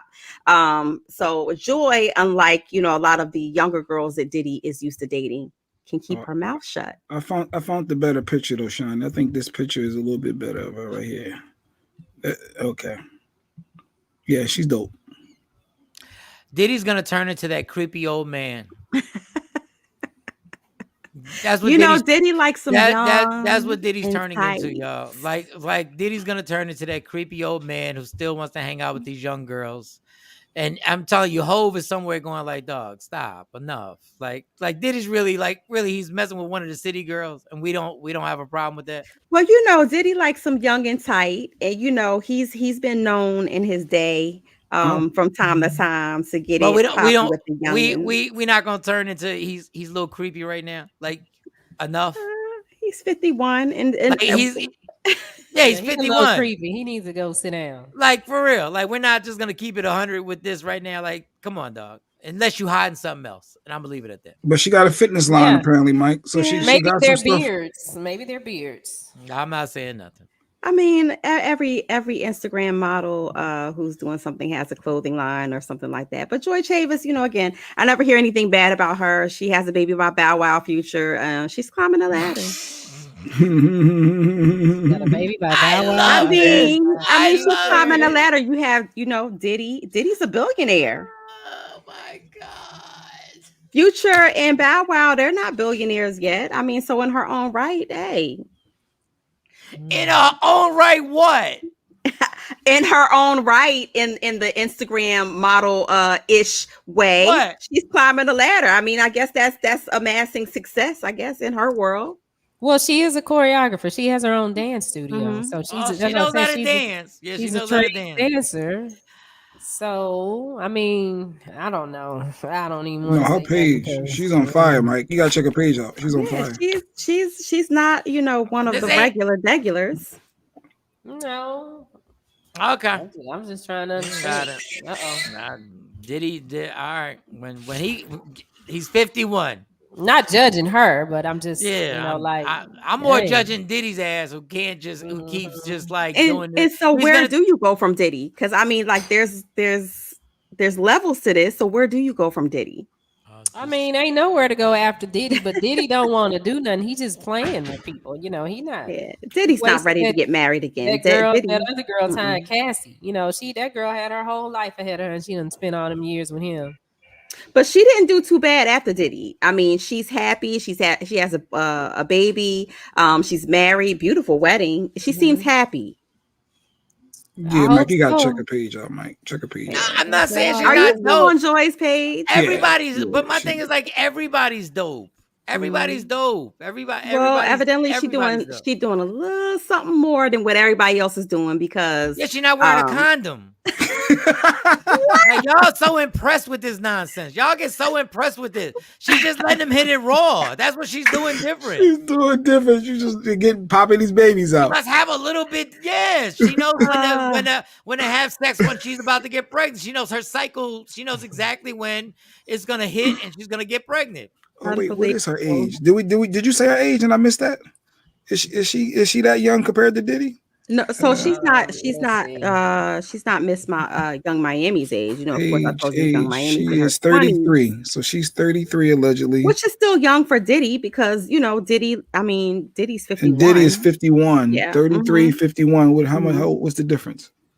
That's a lot. That's enough. I mean, but look, I'm not even mad at that. I'm like, 11, if I was still in the game, I'd get a 33-year-old pregnant and be like, hey, let me see if I have another kid. I wouldn't be worried about it. No child support from either of her baby dads. Young Miami's 27. She's 33. She playing a part. Like Lady Q is correct. If she's playing a part, keeping her mouth shut, that does hold a lot of weight. Well, why is she playing a part with Lil Bow Wow? What was she gonna do? Extort Lil Bow Wow for money? I mean, the little money. Yeah, the trials and tribulations of being a baby mom and dating people in the industry. It can get messy, and she hasn't been very messy. Yeah, she lives a hard life. Yeah, she looks nice. Climbing the ladder of wholeness. Right. But speaking, her net worth. Check this out. Her net worth is $1.2 million. Wow, not too shabby. Wow, net worth. Not we don't know what she got liquid, but that's $500,000 after taxes. Not too shabby, but she has the $1 million ring on her finger. So she is one that built her own. She built her own after being a baby mom. She was able to build something on. I guess you got to come in. I don't know if it was after being a baby mom. No. I mean, if she's a trained dancer, in the industry, this is something that she's been doing before. You don't know if it was after or before. And she was in the industry before. We don't know if it was $1 million before or after. None of us know. So okay, let's not take credit from her or give her credit. But I mean, there's a little trend there. So because Bow Wow talked to Sierra too, she was a dancer, and then Future had her, and now he had this girl. They got a baby. Well, you don't have to be a gold digger action to want to attach yourself to people who have something going on. That's the epitome. That's the definition of gold digger. You just said the definition of gold digger. Maybe that's maybe that's her. That's where I have this and I want somebody to match my this. Maybe that's her concept. It doesn't make her a gold digger. None of them matched it. They were higher than her. And then if you think about it, Mike, sometimes you the circle that you travel in is who you attract. So if you're in the entertainment industry and you're a choreographer and this is the people you're around, you're going to industry parties, that's just her dating pool. Yes, Dave. Inbox me, Dave. At the laundromat, but you don't go to the laundromat. Absolutely, Dave. Hit me up. Sure thing. Hey, well, I guess her little dance career is not popping that much because everything that comes up about her, like for her bio, they talk about her relationship with Bow Wow and her relationship with Future. Nothing really about her. God bless her. God bless him. Dave Burns, remember, he's the same one that got shot by Lucius in the first he's talking about season. Anthony. Yeah, Anthony Mackie. Yeah, from he's Bucky. Yeah, I'm very familiar. Yeah, hit me up. Dave. I can get it. Oh, okay. Well, shout to you. All right, make it happen, y'all. All right. Well, God bless the girl. I mean, she's a beautiful girl. And hey, if you want me to get you pregnant, holla at me. Him a dog. Action saying that if you know it was a guy doing that, you know, he would be labeled as a dog. So a guy can't work his way up. If he what? If a guy can't work his way up, what do you mean? If a guy's working his way up, it will be a problem. No, if he's matching what he has, what's wrong with that? And there are men who work their way up. She's not matching. I'm just saying we're having this debate for a woman who wasn't matching anybody. She's bad as hell. That's why she is where she got 2 kids. And people underestimate Bow Wow's had a good roster. I ain't gonna lie. Like as much as we joke about Bow Wow, he's been in a few quality vaginas. Like I ain't gonna lie. He was briefly engaged to Erica Mena. I mean, well, we're not gonna call her quality, but I'll just say this about Erica Mena. You can say what you want about her, but she's been with some heavyweights, and some of these heavyweights have thrown rings on the finger. So I'm just saying. She does have an online store called Shop. Everybody does. Once you marry Safari, stop. You stop. Like stop, and then you're heartbroken over Safari. Stop. Many guy on guides who work their way up in the industry. Ashley, I don't know. Maybe y'all know the guy. I don't know. Kendu. Mary JX. God bless him.